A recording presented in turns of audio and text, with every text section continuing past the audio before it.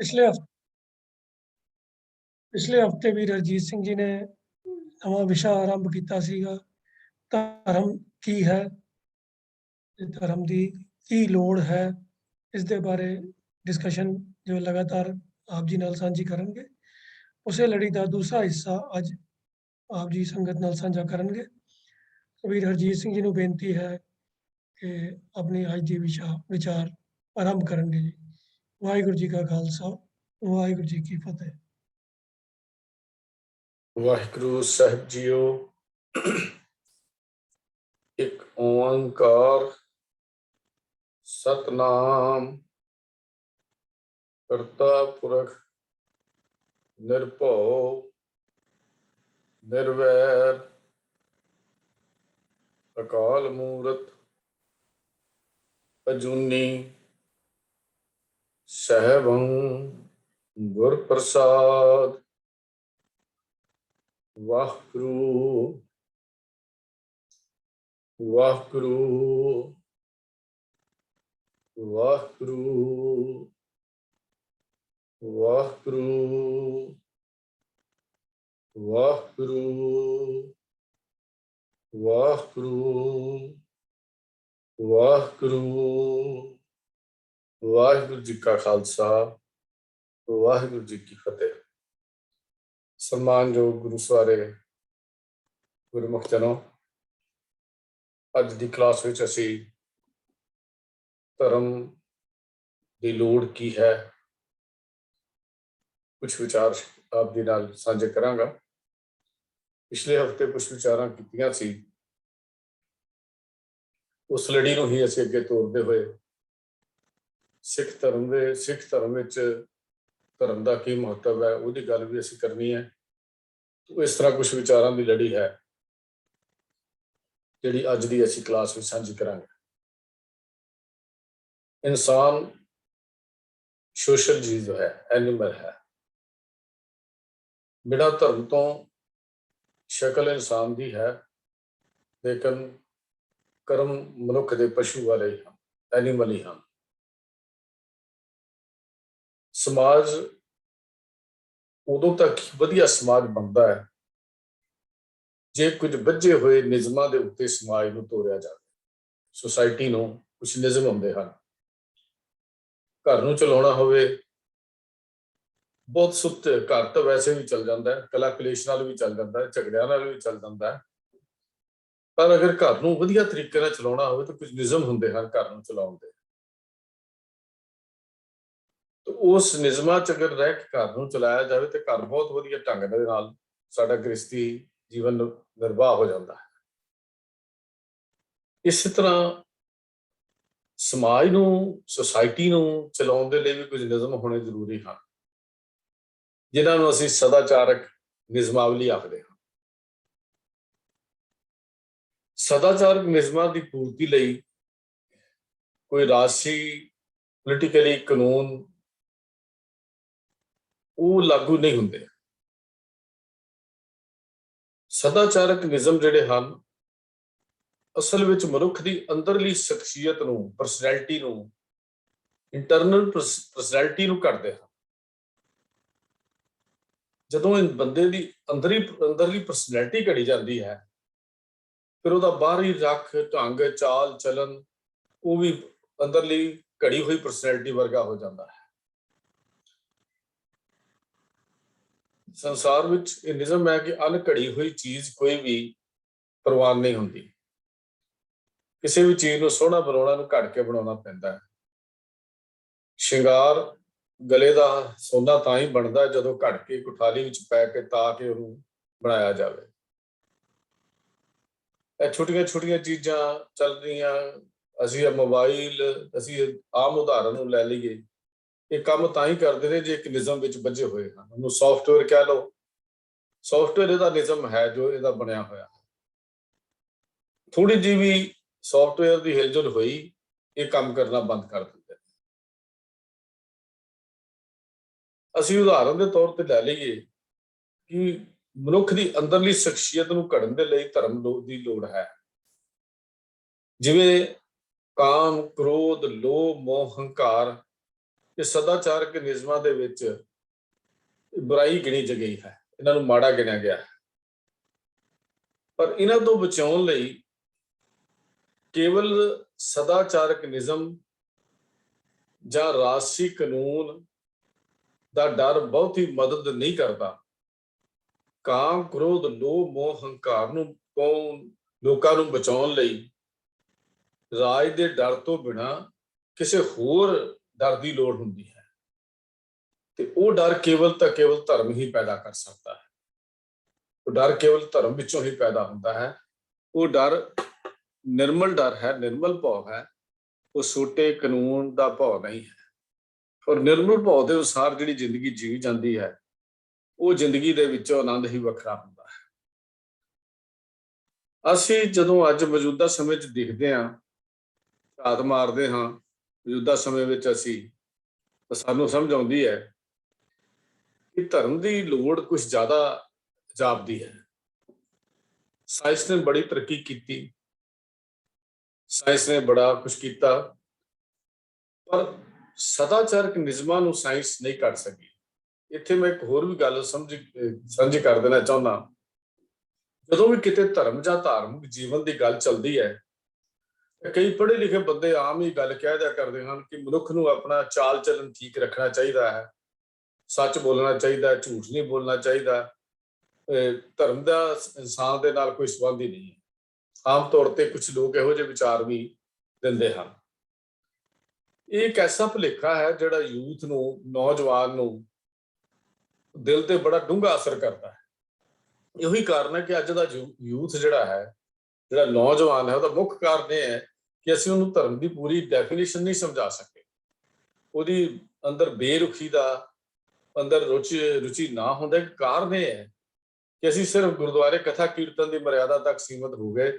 ਅਸੀਂ ਧਰਮ ਦੀ ਪੂਰੀ ਡੈਫੀਨੇਸ਼ਨ ਜਿਹੜੀ ਸੀ, ਪਰਿਭਾਸ਼ਾ ਜਿਹੜੀ ਸੀ, ਉਹ ਇਸ ਯੂਥ ਨੂੰ ਅੱਜ ਦੇ ਨੂੰ ਆਪਣੇ ਨੂੰ ਨਹੀਂ ਸਮਝਾ ਸਕੇ। ਇਹੋ ਹੀ ਕਾਰਨ ਹੈ ਕਿ ਉਹ ਸੋਚਦੇ ਆ ਬਸ ਮੋਬਾਈਲ ਤੋਂ ਪੜ੍ਹ ਲਈਏ, ਬਸ ਇੰਨਾ ਹੀ ਬਹੁਤ ਹੈ, ਅਸੀਂ ਇੱਥੋਂ ਪੜ੍ਹ ਲਈਏ, ਗਿਆਨ ਦਾ ਹੋ ਜਾਣਾ ਹੀ ਧਰਮ ਹੈ। ਉਹਨਾਂ ਦੇ ਦਿਮਾਗ ਵਿੱਚ ਕੋਈ ਇਹੋ ਜਿਹੀਆਂ ਸੋਚਾਂ ਜਿਹੜੀਆਂ ਨੇ ਹਰ ਵੇਲੇ ਚੱਲਦੀਆਂ ਰਹਿੰਦੀਆਂ ਨੇ। ਇੱਕ ਬੜਾ ਵੱਡਾ ਭੁਲੇਖਾ ਹੈ।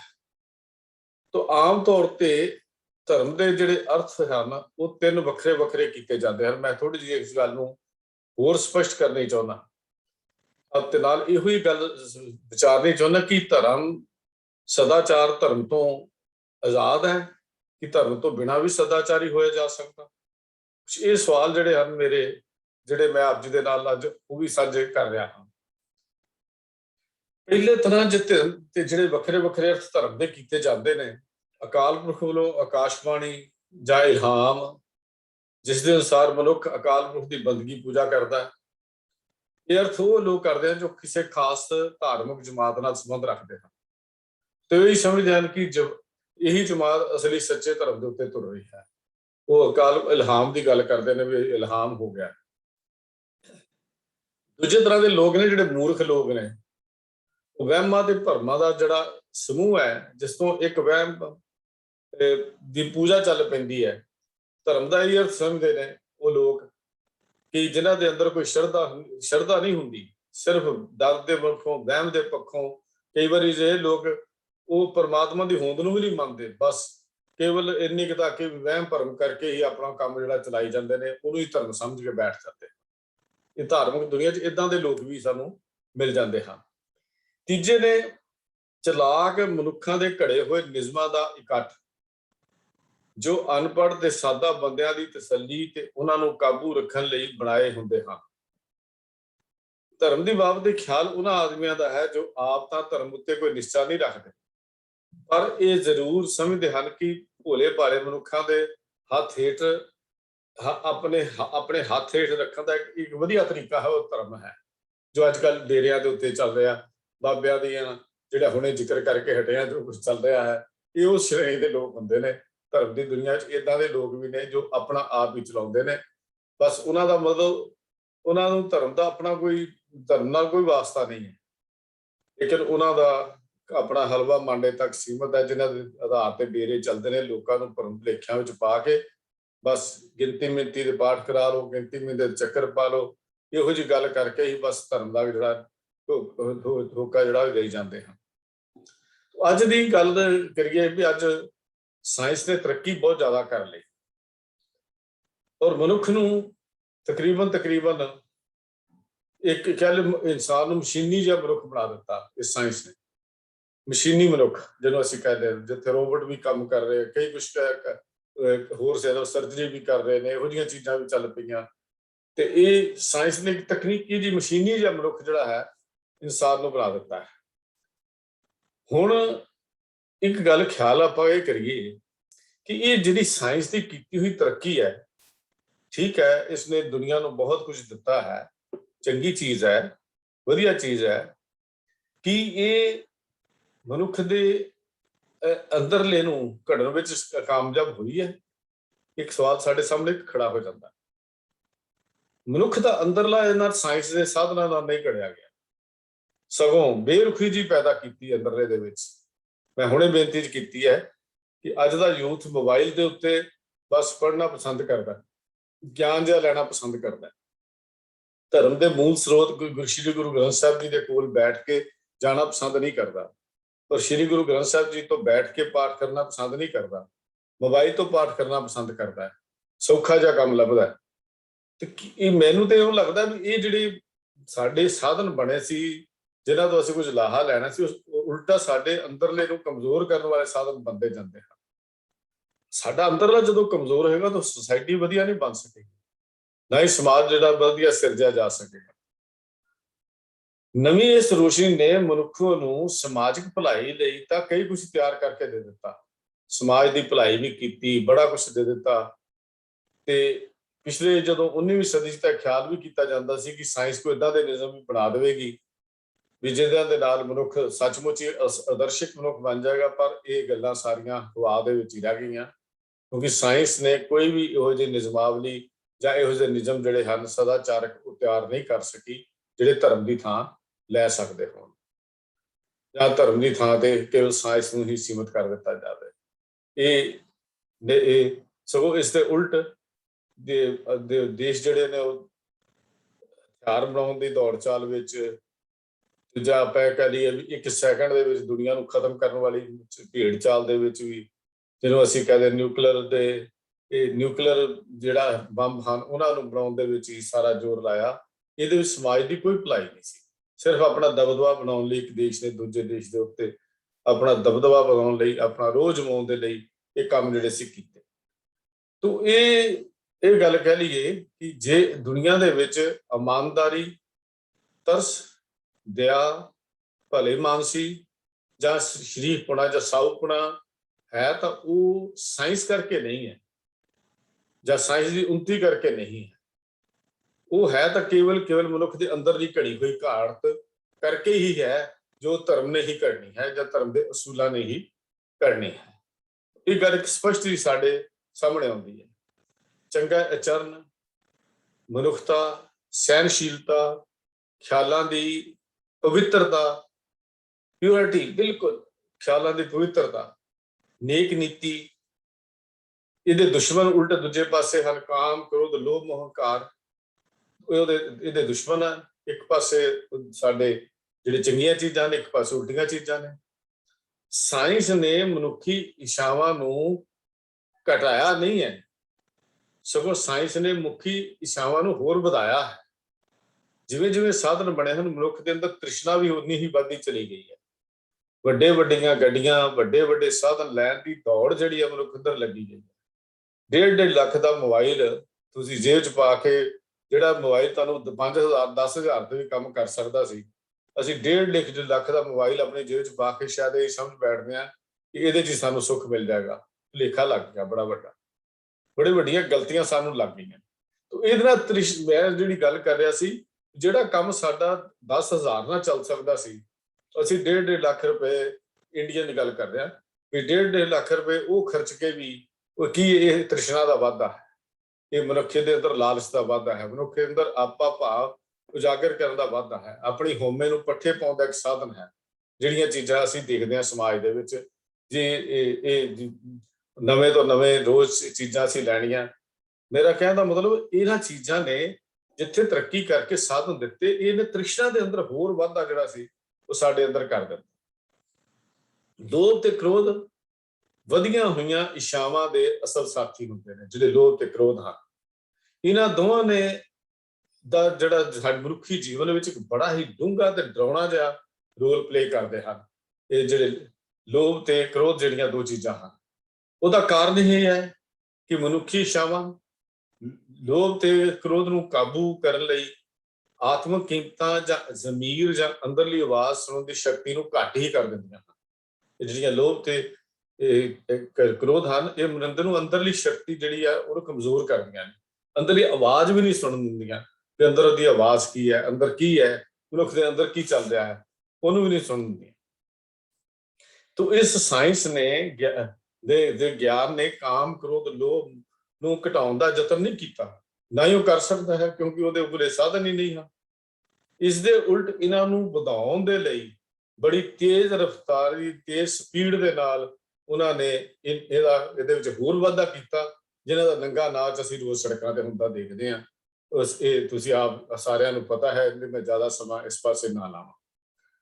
ਇਹਨਾਂ ਨੂੰ ਬੁਰਾਈਆਂ ਨੂੰ ਕਾਬੂ ਕਰਨ ਵਾਲੀ ਸਿਰਫ ਇੱਕੋ ਚੀਜ਼ ਹੀ, ਉਹ ਚੀਜ਼ ਹੈ ਧਾਰਮਿਕ ਸੋਝੀ ਹੋਣੀ। ਇੱਕੋ ਹੀ ਚੀਜ਼ ਹੈ ਜਿਹੜੀ ਇਹ ਬੁਰਾਈਆਂ ਜਿਹੜੀਆਂ ਸਮਾਜ ਵਿੱਚ ਆਉਂਦੀਆਂ ਨੇ, ਇਹਨਾਂ ਨੂੰ ਕਾਬੂ ਕਰਨ ਦਾ ਇੱਕੋ ਇੱਕ ਸਾਧਨ ਹੈ, ਉਹ ਧਾਰਮਿਕ ਜੀਵਨ ਦੀ ਸੋਝੀ ਹੋ ਜਾਣੀ। ਇਹ ਆਤਮਿਕ ਕੀਮਤਾਂ ਦੀ ਸੋਝੀ ਪਰਮਾਤਮਾ ਦੇ ਖਿਆਲ ਅਤੇ ਰੱਬ ਦੇ ਭੈ ਵਿੱਚੋਂ ਪੈਦਾ ਹੁੰਦੀ ਹੈ।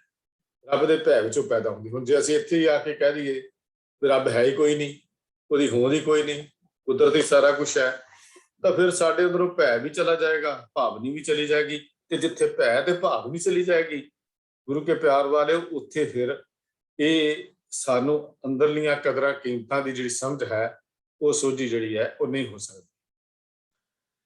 ਇਹ ਗੱਲ ਠੀਕ ਹੈ, ਕੁਝ ਹੱਦ ਤੱਕ ਬੰਦੇ ਦੀ ਜਿਹੜੀ ਸ਼ਰਮ ਦਾ ਡਰ ਜਿਹੜਾ ਹੈ, ਇਨਸਾਨ ਨੂੰ ਭੈੜੇ ਕੰਮ ਕਰਨ ਤੋਂ ਰੋਕਦਾ ਹੈ, ਪਰ ਇਹ ਸ਼ਰਾਰਤ ਦੀ ਜੜ ਤੱਕ ਨਹੀਂ ਪਹੁੰਚਦਾ। ਜਿਹੜਾ ਬਾਹਰਲਾ ਡਰ ਹੈ, ਸਮਾਜ ਦਾ ਜਿਹੜਾ ਡਰ ਹੈ, ਅੰਦਰਲੇ ਵਿਚਾਰਾਂ ਨੂੰ, ਅੰਦਰਲੇ ਵਿਚਾਰ ਨੂੰ, ਅੰਦਰਲੇ ਗੁੱਸੇ ਨੂੰ ਉਹ ਕਾਬੂ ਕਰਨ ਵਿੱਚ ਸਹਾਈ ਨਹੀਂ ਹੁੰਦਾ। ਸਿਰਫ ਡਰ ਕਰਕੇ ਅਸੀਂ ਕੁਝ ਸਮਾਂ ਕਹਿੰਦੇ ਛੱਡੋ ਜੀ, ਲੋਕੀ ਦੇਖਦੇ ਨੇ, ਲੋਕੀ ਕੀ ਕਹਿਣਗੇ, ਸਮਾਜ ਦੇ ਡਰ ਤੋਂ ਥੋੜਾ ਬਹੁਤਾ ਅਸੀਂ ਆਪਣੇ ਆਪ ਨੂੰ ਪਰਹੇਜ਼ ਕਰਦੇ ਹਾਂ, ਲੇਕਿਨ ਅਸਲ ਵਿੱਚ ਹੈ ਨਹੀਂ। ਇਹ ਇੱਕ ਬਦਕਿਸਮਤੀ ਦੀ ਗੱਲ ਹੈ ਕਿ ਜਿਵੇਂ ਜਿਵੇਂ ਆਦਮੀ ਲੋਭ ਦਾ ਸ਼ਿਕਾਰ ਹੁੰਦਾ ਤੁਰਿਆ ਜਾਂਦਾ ਹੈ, ਉਸੇ ਤਰ੍ਹਾਂ ਉਹਨੂੰ ਫਿਰ ਬਾਹਰਲੀ ਦੁਨੀਆ ਦਾ ਡਰ ਵੀ ਘਟਦਾ ਜਾਂਦਾ ਹੈ। ਇਹ ਬਦਕਿਸਮਤੀ ਹੈ। ਫਿਰ ਕਹਿੰਦਾ ਛੱਡੋ, ਲੋਕਾਂ ਦਾ ਕੀ ਹੈ, ਇਹਨਾਂ ਤੇ ਕਹੀ ਜਾਣਾ, ਤੁਸੀਂ ਆਪਣਾ ਕੰਮ ਕਰੋ, ਤੁਸੀਂ ਆਪਣਾ ਮਤਲਬ ਕੱਢੋ, ਲੋਕਾਂ ਨੇ ਕਹਿਣਾ ਕਹੀ ਚੱਲੇ। ਇਹ ਆਮ ਤੌਰ ਤੇ ਇਹ ਗੱਲ ਜਿਹੜੀ ਹੁੰਦੀ ਹੈ। ਫਿਰ ਮੈਂ ਬੇਨਤੀ ਕਰਦੇ ਹਾਂ ਵੀ ਇਹ ਜਿਹੜਾ ਬਾਹਰਲਾ ਡਰ ਵੀ ਜਿਹੜਾ ਨਾ, ਇਹ ਵੀ ਅੰਦਰਲੇ ਵਿੱਚੋਂ ਹੀ ਪੈਦਾ ਹੁੰਦਾ। ਬਾਹਰਲਾ ਡਰ ਵੀ ਅੰਦਰਲੀ ਜ਼ਮੀਰ ਵਿੱਚੋਂ ਪੈਦਾ ਹੁੰਦਾ। ਜੇ ਅੰਦਰਲੀ ਜ਼ਮੀਰ ਹੀ ਨਹੀਂ ਹੈ, ਫਿਰ ਡਰ ਕਾਹਦਾ? ਜ਼ਮੀਰ ਹੀ ਮਰ ਗਈ ਸੀ, ਜ਼ਮੀਰ ਹੀ ਮਰ ਗਈ। ਜ਼ਮੀਰ ਹੀ ਮਰ ਗਈ ਦਾ ਮਤਲਬ ਕੁਛ ਵੀ ਨਹੀਂ ਉਹਦੇ ਪੱਲੇ। ਉਹ ਜੋ ਕੁਛ ਨਹੀਂ ਕਰਨ ਵਾਲਾ ਉਹ ਵੀ ਕਰੀ ਜਾਂਦਾ, ਜਿਹਨੂੰ ਗੁਰੂ ਤੇਗ ਬਹਾਦਰ ਸਾਹਿਬ ਜੀ ਕਹਿੰਦੇ ਕਰਨਾ ਹੂ ਤਾਂ ਸੋ ਨਾ ਕੀਓ, ਪਰ ਉਹ ਲੋਭ ਕੇ ਅੰਧ, ਉਹ ਲੋਭ ਕੇ ਅੰਤ ਦੇ ਵਿੱਚ ਪੈ ਗਿਆ। ਕਰਨਾ ਹੂ ਤਾਂ ਸੋ, ਜੋ ਕਰਨਾ ਸੀ ਉਹ ਨਹੀਂ ਕੀਤਾ, ਉਹਦੇ ਉਲਟ ਜੋ ਨਹੀਂ ਕਰਨਾ ਸੀ ਉਹ ਕਰਨ ਵਾਲੀਆਂ ਚੀਜ਼ਾਂ ਵੱਲ ਇਨਸਾਨ ਜਿਹੜਾ ਸੀ ਉਹ ਲੱਗ ਗਿਆ। ਇਨਸਾਨ ਦਾ ਸੁਭਾਅ ਏਦਾਂ ਦਾ ਬਣ ਜਾਂਦਾ। ਭੈੜੇ ਚਰਨ ਦਾ ਦਿਖਾਵਾ ਤੁਸੀਂ ਦੇਖੋ, ਅੱਜ ਸਾਰਾ ਕੁਝ ਜੋ ਅਸੀਂ ਦੇਖਦੇ ਹਾਂ ਸਮਾਜ ਦੇ ਵਿੱਚ, ਇਹ ਹੁੰਦਾ ਹੀ। ਹੁਣ ਕਿਸੇ ਵੀ ਕੌਮ ਦੀ ਤਰੱਕੀ ਦੇ ਲਈ ਆਚਰਣ ਦਾ ਘੜਨਾ ਬੜਾ ਜ਼ਰੂਰੀ ਹੈ। ਮੈਂ ਬੇਨਤੀ ਬਾਰ-ਬਾਰ ਇਸ ਕਰਕੇ ਕਰ ਰਿਹਾ ਵੀ ਸਾਡੇ ਅੰਦਰ ਇਹ ਗਿਰਾਵਟ ਜਿਹੜੀ ਹੈ ਬਹੁਤ ਜ਼ਿਆਦਾ ਆਈ। ਜਿੰਨੀ ਦੇਰ ਤੱਕ ਅਸੀਂ ਆਪਣੇ ਆਚਰਣ ਅੰਦਰਲੇ ਕਿਰਦਾਰ ਨੂੰ ਨਹੀਂ ਘੜ ਸਕੇ, ਉਨੀ ਦੇਰ ਤੱਕ ਕੌਮਾਂ ਦੀ ਤਰੱਕੀ ਨਹੀਂ ਹੁੰਦੀ। ਅਸੀਂ ਕੌਮਾਂ ਦੀ ਤਰੱਕੀ ਬਾਹਰੋਂ ਦੇਖਣਾ ਚਾਹੁੰਦੇ ਹਾਂ, ਦੂਜਾ ਕਰੇ, ਅਸੀਂ ਆਪਣੇ ਆਪ ਦੀ ਘਾਟ ਨਾ ਘੜੀਏ। ਤੇ ਜਦ ਤੱਕ ਤੁਸੀਂ ਅੰਦਰਲੇ ਨੂੰ ਨਹੀਂ ਘੜਦੇ, ਉਦੋਂ ਤੱਕ ਤੁਸੀਂ ਸਮਾਜ ਨੂੰ ਜਿਹੜਾ ਹੈ ਸਵਾਰ ਨਹੀਂ ਸਕਦੇ, ਸ਼ਿੰਗਾਰ ਵੀ ਨਹੀਂ ਸਕਦੇ, ਤੇ ਨਾ ਹੀ ਸਮਾਜ ਦੇ ਵਿੱਚ ਅਸੀਂ ਉਹ ਰੁਤਬਾ ਪੈਦਾ ਕਰ ਸਕਦੇ ਹਾਂ ਜਿਹੜਾ ਹੋਣਾ ਚਾਹੀਦਾ, ਜਦ ਤੱਕ ਅੰਦਰਲੇ ਦੀ ਘਾਟ ਜਿਹੜੀ ਹੈ ਨਹੀਂ ਘੜੀ ਜਾਂਦੀ। ਇਹਦਾ ਇੱਕ ਸਾਧਨ ਹੈ, ਉਹ ਧਰਮ ਹੈ। ਧਰਮ ਹੀ ਹੈ ਜਿਸ ਨੇ ਇਨਸਾਨ ਨੂੰ ਲੋਭ ਦੇ ਵਿਰੁੱਧ ਤਕੜਾ ਕੀਤਾ। ਧਰਮ ਨੇ ਹਰ ਕੁਰਬਾਨੀ ਦੇਣ ਦਾ ਹੌਸਲਾ ਸਮਾਜ ਦੇ ਅੰਦਰ ਪੈਦਾ ਕੀਤਾ। ਇਹ ਧਰਮ ਨਹੀਂ ਹੈ ਜਿਹਨੇ ਸਾਰਾ ਕੁਛ ਆਪਣਾ ਆਪ ਨਿਸ਼ਾਵਰ ਕਰਨ ਦਾ ਜਿਹੜਾ ਸੀ ਜਜ਼ਬਾ ਮਨੁੱਖ ਦੇ ਅੰਦਰ ਪੈਦਾ ਕੀਤਾ। ਇਹ ਧਰਮ ਹੀ ਸੀ ਜਿਹਨੇ ਜ਼ਿੰਦਗੀ ਦੇ ਲੋਭ ਤੋਂ, ਲਾਲਚ ਤੋਂ ਉੱਠ ਕੇ ਆਪਣੇ ਖੋਪਰੀ ਕੇਸਾਂ ਸਮੇਤ ਉੱਤੇ ਲੁਹਾ ਲਏ। ਇਹ ਧਰਮ ਸੀ ਅੰਦਰ ਇਹ ਜਜ਼ਬਾ ਸੀ, ਅੰਦਰ ਸੋਚ ਸੀ, ਜਿਹਨੇ ਆਪਣੀ ਰੰਬੀਆਂ ਦੇ ਨਾਲ ਖੋਪਰ ਲੁਹਾ ਦਿੱਤੇ।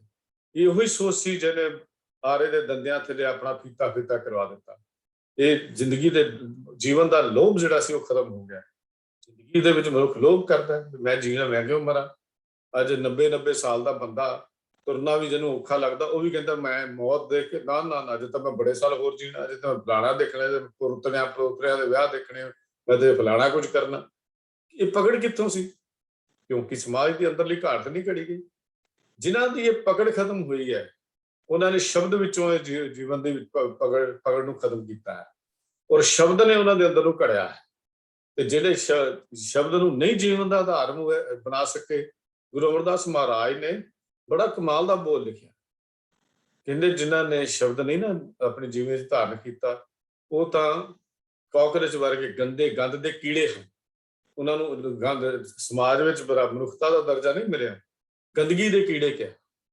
ਗੁਰੂ ਅਮਰਦਾਸ ਮਹਾਰਾਜ ਨੇ ਸੂਰਤ ਰਾਗ ਦੇ ਵਿੱਚ ਉਹਨਾਂ ਨੂੰ ਗੰਦਗੀ ਦੇ ਕੀੜੇ ਕਹਿ ਕੇ ਕੀਤਾ ਹੈ। ਸ਼ਬਦ ਨਾ ਜਾਣੇ ਸੇ ਅੰਨੇ ਬੋਲੇ, ਕਤ ਆਏ ਸੰਸਾਰਾ। ਉਹ ਕਦ ਲਈ ਆਏ ਸੀ ਸੰਸਾਰ ਵਿੱਚ? ਜਿਨ੍ਹਾਂ ਨੇ ਆਪਣੇ ਘਰ ਦੀ ਘਾਟ ਤੇ ਨਹੀਂ ਘੜੀ। ਤਾਂ ਉਹ ਇੱਥੇ ਇਹ ਸ਼ਬਦ ਗੁਰੂ ਅਮਰਦਾਸ ਮਹਾਰਾਜ ਸੱਚੇ ਪਾਤਸ਼ਾਹ ਜਦੋਂ ਲਿਖਦੇ ਤਾਂ ਅੱਗੇ ਜਾ ਕੇ ਲਿਖਦੇ ਨੇ, ਵਿਸ਼ਟਾ ਕੇ ਕੀੜੇ ਵਿਸ਼ਟਾ ਮਾਏ ਸਮਾਏ, ਮਨਮੁਖ ਮੁਗਧ ਗਵਾਰਾ। ਇਹ ਵਿਸ਼ਟਾ ਦੇ ਕੀੜੇ ਵਿਸ਼ਟਾ 'ਚ ਸਮਾਏ ਜਾਂਦੇ ਨੇ, ਹਰ ਵੇਲੇ ਗੰਦਗੀ 'ਚ ਪਏ ਰਹਿੰਦੇ ਆ। ਇਹਨਾਂ ਨੇ ਜੀਵਨ ਦੀ ਘਾਟ ਤੇ ਘੜੀ ਨਹੀਂ ਜਾਂਦੀ। ਤਾਂ ਇੱਕ ਧਰਮ ਹੈ ਜਿਸ ਨੇ ਸਾਨੂੰ ਲਾਲਚ ਤੋਂ ਉੱਠ ਕੇ ਹਰ ਕੁਰਬਾਨੀ ਦੇਣ ਦਾ ਹੌਸਲਾ ਦੇਣਾ। ਜੇ ਇਹ ਕਹਿ ਲਈ ਕਿ ਸਾਡੀ ਸਭਤਾ ਦਾ, ਸਾਡੇ ਸੱਭਿਆਚਾਰ ਦਾ ਆਧਾਰ ਜਿਹੜਾ ਹੈ ਉਹ ਧਰਮ ਹੀ ਹੈ। ਜੇ ਇਹ ਧਰਮ ਹੀ ਚੰਗੇ ਖਿਆਲਾਂ ਦੀ ਆਦਤਾਂ ਪੈਦਾ ਕਰਦਾ ਹੈ, ਧਰਮ ਹੀ ਹੈ ਜੋ ਚੰਗੇ ਕੰਮ ਕਰਨ ਲਈ ਪ੍ਰੇਰਨਾ ਦਿੰਦਾ। ਕਈ ਵਾਰੀ ਧਰਮ ਦਾ ਇਹ ਅਸਰ ਦਿਸ ਰਿਹਾ ਹੁੰਦਾ ਤੇ ਕਈ ਵਾਰੀ ਨਹੀਂ ਦਿਸਦਾ ਹੁੰਦਾ। ਕਈ ਵਾਰੀ ਅਸੀਂ ਦੇਖ ਲੈਂਦੇ ਹਾਂ, ਕਈ ਵਾਰ ਨਹੀਂ ਦਿਸਦੇ, ਪਰ ਹੁੰਦਾ ਜ਼ਰੂਰ ਹੈ। ਹਰ ਸਭਤਾ ਦੇ ਬਜ਼ੁਰਗ ਸਾਰੀ ਤਾਕਤ ਇੱਕ ਪਰਮਾਤਮਾ ਦੀ ਪੂਜਾ ਦੇ ਧਿਆਨ ਵਿੱਚੋਂ ਹੀ ਲੈਂਦੇ ਹਨ। ਜਿਨ੍ਹਾਂ ਨੇ ਕਮਾਈ ਕੀਤੀ ਹੈ ਉਹ ਸਿਰਫ ਪਰਮਾਤਮਾ ਦੀ ਅਕਾਲ ਪੁਰਖ ਦੀ ਬੰਦਗੀ ਵਿੱਚੋਂ ਹੀ ਕਮਾਈ ਕੀਤੀ ਹੈ, ਕਿਤੋਂ ਹੋਰ ਨਹੀਂ ਮਿਲਿਆ ਉਹਨਾਂ ਨੂੰ। ਪਰਮਾਤਮਾ ਦਾ ਧਿਆਨ ਤੇ ਉਸਦੀ ਯਾਦ ਸਾਡੀ ਅੰਦਰਲੀ ਸ਼ਕਤੀ ਦਾ ਇੱਕ ਸੋਮਾ ਹੈ, ਅੰਦਰਲੀ ਤਾਕਤ ਦਾ ਇੱਕ ਸੋਮਾ ਹੈ, ਜਿਸ ਨਾਲ ਝੂਠੀਆਂ ਇਛਾਵਾਂ, ਨੀਚ ਵਾਸ਼ਨਾਵਾਂ ਦਾ ਮੁਕਾਬਲਾ ਅਸੀਂ ਕਰ ਸਕਦੇ ਹਾਂ। ਜੇ ਧਰਮ ਦਾ ਜਿਹੜਾ ਕੰਮ ਹੈ ਉਹ ਝੂਠੀਆਂ ਇਛਾਵਾਂ ਤੇ ਨੀਚ ਵਾਸ਼ਨਾਵਾਂ, ਗੰਦੀਆਂ ਵਾਸ਼ਨਾਵਾਂ ਦਾ ਟੱਕਰੇ ਦੀ ਤਾਕਤ ਪੈਦਾ ਕਰਨੀ ਹੈ, ਤੇ ਉਹ ਤਾਕਤ ਕੇਵਲ ਧਰਮ ਹੀ ਪੈਦਾ ਕਰ ਸਕਦਾ ਹੈ। ਧਰਮ ਹੀ ਪੈਦਾ ਕਰ ਸਕਦਾ ਹੈ। ਜਾਂ ਇਹ ਕਹਿ ਲਈਏ ਸ਼ਾਂਤਮਈ ਆਦਰਸ਼ ਜਿਹਦੇ ਨਾਲ ਸਾਹਮਣੇ ਰੱਖਿਆ ਜਾ ਸਕਦਾ ਹੈ, ਜਿੱਥੇ ਲੋਕ ਭਲਾਈ ਦੀ ਗੱਲ ਕੀਤੀ ਜਾ ਸਕਦੀ ਹੈ। ਇਸ ਮੰਤਵ ਦੀ ਸਾਇੰਸ ਇਹ ਮੰਤਵ ਪੂਰਾ ਨਹੀਂ ਕਰ ਸਕਦੀ, ਨਾ ਹੀ ਸਾਇੰਸ ਇਹ ਮੰਤਵ ਪੂਰਾ ਕਰਦੀ ਹੈ। ਇਹਦਾ ਮਤਲਬ ਵੀ ਸਾਇੰਸ ਦੀ ਲੋੜ ਨਹੀਂ ਹੈ। ਸਾਇੰਸ ਦੀ ਲੋੜ ਆਪਣੀ ਥਾਂ ਤੇ ਹੈ, ਜੀਵਨ ਵਿੱਚ ਹੈ, ਪਰ ਸਾਇੰਸ ਨੂੰ ਸਭ ਕੁਝ ਮੰਨ ਕੇ ਅਸੀਂ ਧਰਮ ਤੋਂ ਬਾਗੀ ਹੋ ਜਾਈਏ, ਇਹ ਸਾਡੀ ਜ਼ਿੰਦਗੀ ਦਾ ਸਭ ਤੋਂ ਵੱਡੀ ਗਲਤੀ ਤੇ ਕਮਜ਼ੋਰੀ ਹੈ। ਆਮ ਤੌਰ ਤੇ ਕਹਿੰਦੇ ਨੇ ਸਾਇੰਸਦਾਨ ਨਾਸਤਕ ਹੋ ਜਾਂਦੇ ਆ। ਮੈਂ ਇਸ ਗੱਲ ਨਾਲ ਵੈਸੇ ਸਹਿਮਤ ਨਹੀਂ ਹਾਂ। ਬੜੇ ਸਾਇੰਸਦਾਨ ਜਿਹੜੇ ਹਨ ਉਹ ਵੀ ਆਸਤਕ ਦੇਖੇ ਗਏ ਹਨ, ਪਰ ਆਮ ਤੌਰ ਤੇ ਗੱਲ ਕਹਿੰਦੇ ਜੇ ਸਾਇੰਸਦਾਨ ਆਮ ਤੌਰ ਤੇ ਨਾਸਤਕ ਬਣ ਜਾਂਦੇ, ਪਰ ਨਹੀਂ। ਚਲੋ ਖੈਰ, ਇਹ ਧਰਮ ਦੀ ਜਿਹੜੀ ਸਿੱਖਿਆ ਹੈ, ਜਿਹੜੀ ਜਿਹਦੇ ਪਿੱਛੇ ਕਹਿ ਲਈਏ ਭਾਵਨਾ ਹੁੰਦੀ ਹੈ, ਕੋਈ ਡਰ ਕੰਮ ਕਰਦਾ ਹੈ। ਇਹ ਜਿਹੜੇ ਸਦਾਚਾਰਕ ਨਿਯਮ ਹਨ, ਕੁਝ ਦੇਰ ਧਰਮ ਦੇ ਪਿਛਲੇ ਹਾਸਲ ਕੀਤੇ ਜ਼ੋਰ ਨਾਲ ਚੱਲ ਸਕਦੇ ਹਨ, ਪਰ ਜ਼ਿਆਦਾ ਦੇਰ ਨਹੀਂ ਚੱਲ ਸਕਦੇ। ਜੇ ਅਸੀਂ ਇਹਨਾਂ ਨੂੰ ਟੈਂਪਰੇਰੀ ਗੱਲ ਕਰਾਂਗੇ ਤਾਂ ਜ਼ਿਆਦਾ ਦੇਰ ਨਹੀਂ ਚੱਲਦੇ। ਧਰਮ ਦੀ ਉੱਨਤੀ ਨੂੰ ਕੇਵਲ ਤਾਂ ਕੇਵਲ ਸਾਡੇ ਅੰਦਰਲਾ ਹੀ ਵਧਾ ਸਕਦਾ ਹੈ, ਅੰਦਰਲਾ ਹੀ ਸਾਡੇ ਅੰਦਰ ਨੂੰ ਇਹ ਸਵਾਰ ਸਕਦਾ ਹੈ, ਕਰ ਸਕਦਾ ਹੈ। ਹੁਣ ਆਪਾਂ ਇੱਕ ਗੱਲ ਹੋਰ ਸਮਝੀਏ, ਜੇ ਥੋੜੀ ਜਿਹੀ ਹੋਰ ਵਿਚਾਰ ਕਰੀਏ ਵੀ ਮਨੁੱਖਾਂ ਨੂੰ ਆਪਣੇ ਅੰਦਰ ਧਰਮ ਦੇ ਨਾਂ ਦੇ ਉੱਤੇ ਜਿਹੜੀ ਸਮਾਜ 'ਚ ਲੁੱਟ ਖਸੁੱਟ ਹੋਈ, ਉਹ ਕਿਵੇਂ ਹੋਈ? ਪ੍ਰੋਫੈਸਰ ਸਾਹਿਬ ਸਿੰਘ ਜੀ ਨੇ ਇੱਕ ਬੜਾ ਖੂਬਸੂਰਤ ਲੇਖ ਲਿਖਿਆ। ਉਹਦੇ 'ਚ ਉਹ ਲਿਖਦੇ ਨੇ ਸਦਾਚਾਰ ਤੇ ਧਰਮ ਦੇ ਨਾਂ ਦੇ ਉੱਤੇ ਉਹਨਾਂ ਨੇ ਇੱਕ ਲੇਖ ਲਿਖਿਆ, ਬੜਾ ਖੂਬਸੂਰਤ ਲੇਖ ਹੈ, ਬੜਾ ਦਿਮਾਗ ਲਾ ਕੇ ਉਹਨੂੰ ਪੜ੍ਹਨਾ ਪੈਂਦਾ। ਆਮ ਉੱਪਰੀ ਨਜ਼ਰੇ ਤਾਂ ਬੜਾ ਰੁੱਖਾ ਜਿਹਾ ਲੇਖ ਲੱਗਦਾ। ਉੱਚੋਂ ਲਿਖਦੇ ਨੇ, ਮੈਂ ਥੋੜਾ ਜਿਹਾ ਉਹਦੇ 'ਚ ਹਵਾਲਾ ਜ਼ਰੂਰ ਦਿਆਂਗਾ ਵੀ ਸਿਰਜਣਹਾਰ ਮਾਲਕ ਦੀਆਂ ਦਾਤਾਂ ਵਿੱਚੋਂ ਰਾਗ ਬੜੀ ਉੱਤਮ ਤੇ ਸੁੰਦਰ ਦਾਤ ਹੈ। ਉਹਦੇ 'ਚੋਂ ਲਿਖਦੇ ਨੇ, ਸ਼ਬਦਾਵਲੀ ਉਹੀ ਵਰਤ ਰਿਹਾ ਜਿਹੜੀ ਸ਼ਬਦਾਵਲੀ ਉਹਨਾਂ ਨੇ ਉਸ ਲੇਖ ਵਿੱਚ ਲਿਖੀ ਹੈ। ਮੈਂ ਉਹੀ ਸ਼ਬਦਾਵਲੀ ਆਪ ਜੀ ਦੇ ਨਾਲ ਰਿਪੀਟ ਕਰ ਰਿਹਾ ਵੀ ਸਿਰਜਣਹਾਰ ਦੀਆਂ ਦਾਤਾਂ ਵਿੱਚੋਂ ਰਾਗ ਇੱਕ ਬੜੀ ਉੱਤਮ ਤੇ ਸੁੰਦਰ ਦਾਤ ਹੈ। ਦਾਤ ਦੀ ਸੂਝ ਰੱਖਣ ਵਾਲਾ ਮਨੁੱਖ ਰਾਗ ਨੂੰ ਸੁਣ ਕੇ ਇਕਾਗਰਤਾ ਵੱਲ ਆਉਂਦਾ ਹੈ, ਰਾਗ ਨੂੰ ਸੁਣ ਕੇ ਇਕਾਗਰਤਾ ਵੱਲ ਆਉਂਦਾ ਹੈ ਅਤੇ ਪਿਆਰ ਦਾ ਬਲਬਲਾ ਉਸ ਦੇ ਅੰਦਰ ਉੱਠਦਾ ਹੈ, ਉਸ ਦੇ ਅੰਦਰ ਪੈਦਾ ਹੁੰਦਾ ਹੈ। ਉਸਦੇ ਚਿੱਤ ਵਿੱਚ ਸੰਕਲਪ ਉੱਠਦੇ ਹਨ ਕਿ ਇਹ ਸੁੰਦਰ ਦਾਤ ਦਾ ਸਭ ਕੋਈ ਭਾਗੀ ਬਣੇ। ਦੂਜਾ ਹੋਰ ਮਨੁੱਖ ਹੈ, ਦੂਜੇ ਪਾਸੇ ਉਸਦੇ ਖਿਆਲ ਅਨੁਸਾਰ ਸੰਗ ਪਾੜਨਾ ਵਿਹਲਿਆਂ ਤੇ ਨਿਕੰਮਿਆਂ ਦਾ ਕੰਮ ਹੈ। ਆਪਸੀ ਵਿਰੋਧੀ ਵਿਚਾਰਧਾਰਾ ਨੇ ਜੋ ਦਿੱਤੀ ਨਾ ਧਰਮ ਦੇ ਵਿਰੋਧੀਆਂ ਦੀ ਤੇ ਸਦਾਚਾਰ ਦੇ ਲੇਖ ਦੇ ਵਿੱਚ ਉਹਨਾਂ ਨੇ ਬੜੀ ਕਮਾਲ ਦੀ ਗੱਲ ਕੀਤੀ। ਕਹਿੰਦੇ ਇੱਕ ਪਾਸੇ ਇੱਕ ਰਾਗ ਦੀ ਗੱਲ ਕਰਦਾ ਹੈ, ਉਹ ਕਹਿੰਦਾ ਨਹੀਂ ਇਹੋ ਹੀ ਇੱਕ ਵਸੀਲਾ ਹੈ ਜਿਹਦੇ ਨਾਲ ਮਾਲਕ ਦੇ ਨਾਲ ਜੁੜਿਆ ਜਾ ਸਕਦਾ ਹੈ, ਉਹਦੀ ਨੇੜਤਾ ਹਾਸਲ ਕੀਤੀ ਜਾ ਸਕਦੀ ਹੈ। ਤੇ ਦੂਜੇ ਪਾਸੇ ਜਿਹੜਾ ਮਨੁੱਖ ਨੂੰ ਜਿਹਨੂੰ ਸਮਝ ਨਹੀਂ, ਉਹ ਕਹਿੰਦਾ ਇਹ ਸੰਗ ਪਾੜਨਾ ਵਿਹਲਾ ਤੇ ਨਿਕੰਮਿਆਂ ਦਾ ਕੰਮ ਹੈ। ਉਸਦਾ ਯਤਨ ਇਹ ਹੈ ਕਿ ਲੋਕ ਇਸ ਨਿਕੰਮੇ ਕੰਮ ਵਿੱਚ ਆਪਣਾ ਸਮਾਂ ਨਾ ਗਵਾਉਣ। ਤੀਜਾ ਇੱਕ ਹੋਰ ਆਦਮੀ ਵੀ ਹੈ ਜਿਸ ਨੂੰ ਆਪ ਤਾਂ ਰਾਗ ਦਾ ਰਸ ਨਹੀਂ ਆ ਰਿਹਾ, ਪਰ ਉਹ ਵੇਖ ਕੇ ਖੁਸ਼ ਹੈ ਕਿ ਲੋਕਾਂ ਨੂੰ ਨੱਚਣ ਟੱਪਣ ਦੇ ਆਰੇ ਲਾ ਦਿੱਤਾ, ਇੱਕ ਸੋਹਣਾ ਤਰੀਕਾ ਉਹਨੂੰ ਲੱਭ ਪਿਆ ਤੇ ਧਰਮ ਦੀ ਦੁਨੀਆ 'ਚ ਵੀ ਤਿੰਨੇ ਲੋਕ ਸਾਨੂੰ ਮਿਲ ਜਾਣਗੇ। ਧਰਮ ਦੀ ਦੁਨੀਆ ਵਿੱਚ ਵੀ ਸਾਨੂੰ ਤਿੰਨ ਤਰ੍ਹਾਂ ਦੇ ਲੋਕ ਜਿਹੜੇ ਹਨ ਮਿਲ ਜਾਂਦੇ ਹਨ, ਜਿਨ੍ਹਾਂ ਦਾ ਜ਼ਿਕਰ ਮੈਂ ਪਹਿਲਾਂ ਕਰ ਦਿੱਤਾ। ਤਿੰਨ ਤਰ੍ਹਾਂ ਦੇ ਲੋਕੀ ਹੁੰਦੇ ਨੇ ਧਰਮ ਦੀ ਦੁਨੀਆ ਵਿੱਚ। ਇਹ ਤਿੰਨਾਂ ਤਰ੍ਹਾਂ ਦੇ ਇੱਕ ਉਹਨਾਂ ਨੇ ਉਦਾਹਰਨ ਪ੍ਰੋਫੈਸਰ ਸਾਹਿਬ ਸਿੰਘ ਨੇ ਦਿੱਤੀ ਹੈ ਕਿ ਰਾਗ ਦੇ ਇਹ ਵੱਖੋ ਵੱਖਰੇ ਅਰਥ ਕਰਨ ਦਾ ਕਾਰਨ ਕੀ ਸੀ। ਅਰਥ ਕਰਨ ਵਾਲੇ ਮਨੁੱਖ ਨੂੰ ਰਾਗ ਦੀ ਅਸਲੀਅਤ ਨੂੰ ਨਹੀਂ ਖੋਜਦੇ, ਸਿਰਫ ਆਪਣੇ ਖਿਆਲ ਦੇ ਧੁਰੇ ਤੇ ਹੀ ਵਿਚਾਰਾਂ ਕਰਦੇ ਹਨ। ਖਿਆਲ ਦਾ ਧੁਰਾ ਹਰੇਕ ਦਾ ਆਪੋ ਆਪਣਾ ਵੱਖਰਾ ਵੱਖਰਾ ਹੈ, ਇਸ ਕਰਕੇ ਅਰਥਾਂ ਵਿੱਚ ਵੀ ਉਹਨਾਂ ਦੇ ਵੱਖਰਾਪਨ ਆ ਗਿਆ। ਇਹੀ ਕਾਰਨ ਹੈ ਕਿ ਧਰਮ ਦੇ ਅਰਥਾਂ ਦੇ ਵਿੱਚ ਵੀ ਅੱਜ ਵੱਖਰਾਪਨ ਆ ਗਿਆ ਵੀ ਧਰਮ ਕਿਹਨੂੰ ਕਹਿੰਦੇ ਨੇ। ਧਰਮ ਸਭ ਤੋਂ ਜੀਵਨ ਦੇ ਸਭ ਤੋਂ ਵਧੀਆ ਤਰੀਕਾ ਜੀਵਨ ਦਾ ਉਹਨੂੰ ਧਰਮ ਕਿਹਾ ਜਾਂਦਾ ਹੈ। ਉਹ ਅਸੂਲ ਜਿਨ੍ਹਾਂ ਤੇ ਚੱਲ ਕੇ ਮਨੁੱਖ ਆਪਣੇ ਅੰਦਰ ਦੀ ਘਾਟ ਨੂੰ ਕੱਢ ਕੇ ਸਮਾਜ ਨੂੰ ਸੁਧਾਰ ਸਕਦਾ ਹੈ, ਉਹਦਾ ਨਾਂ ਹੀ ਅਸਲ ਵਿੱਚ ਧਰਮ ਹੈ।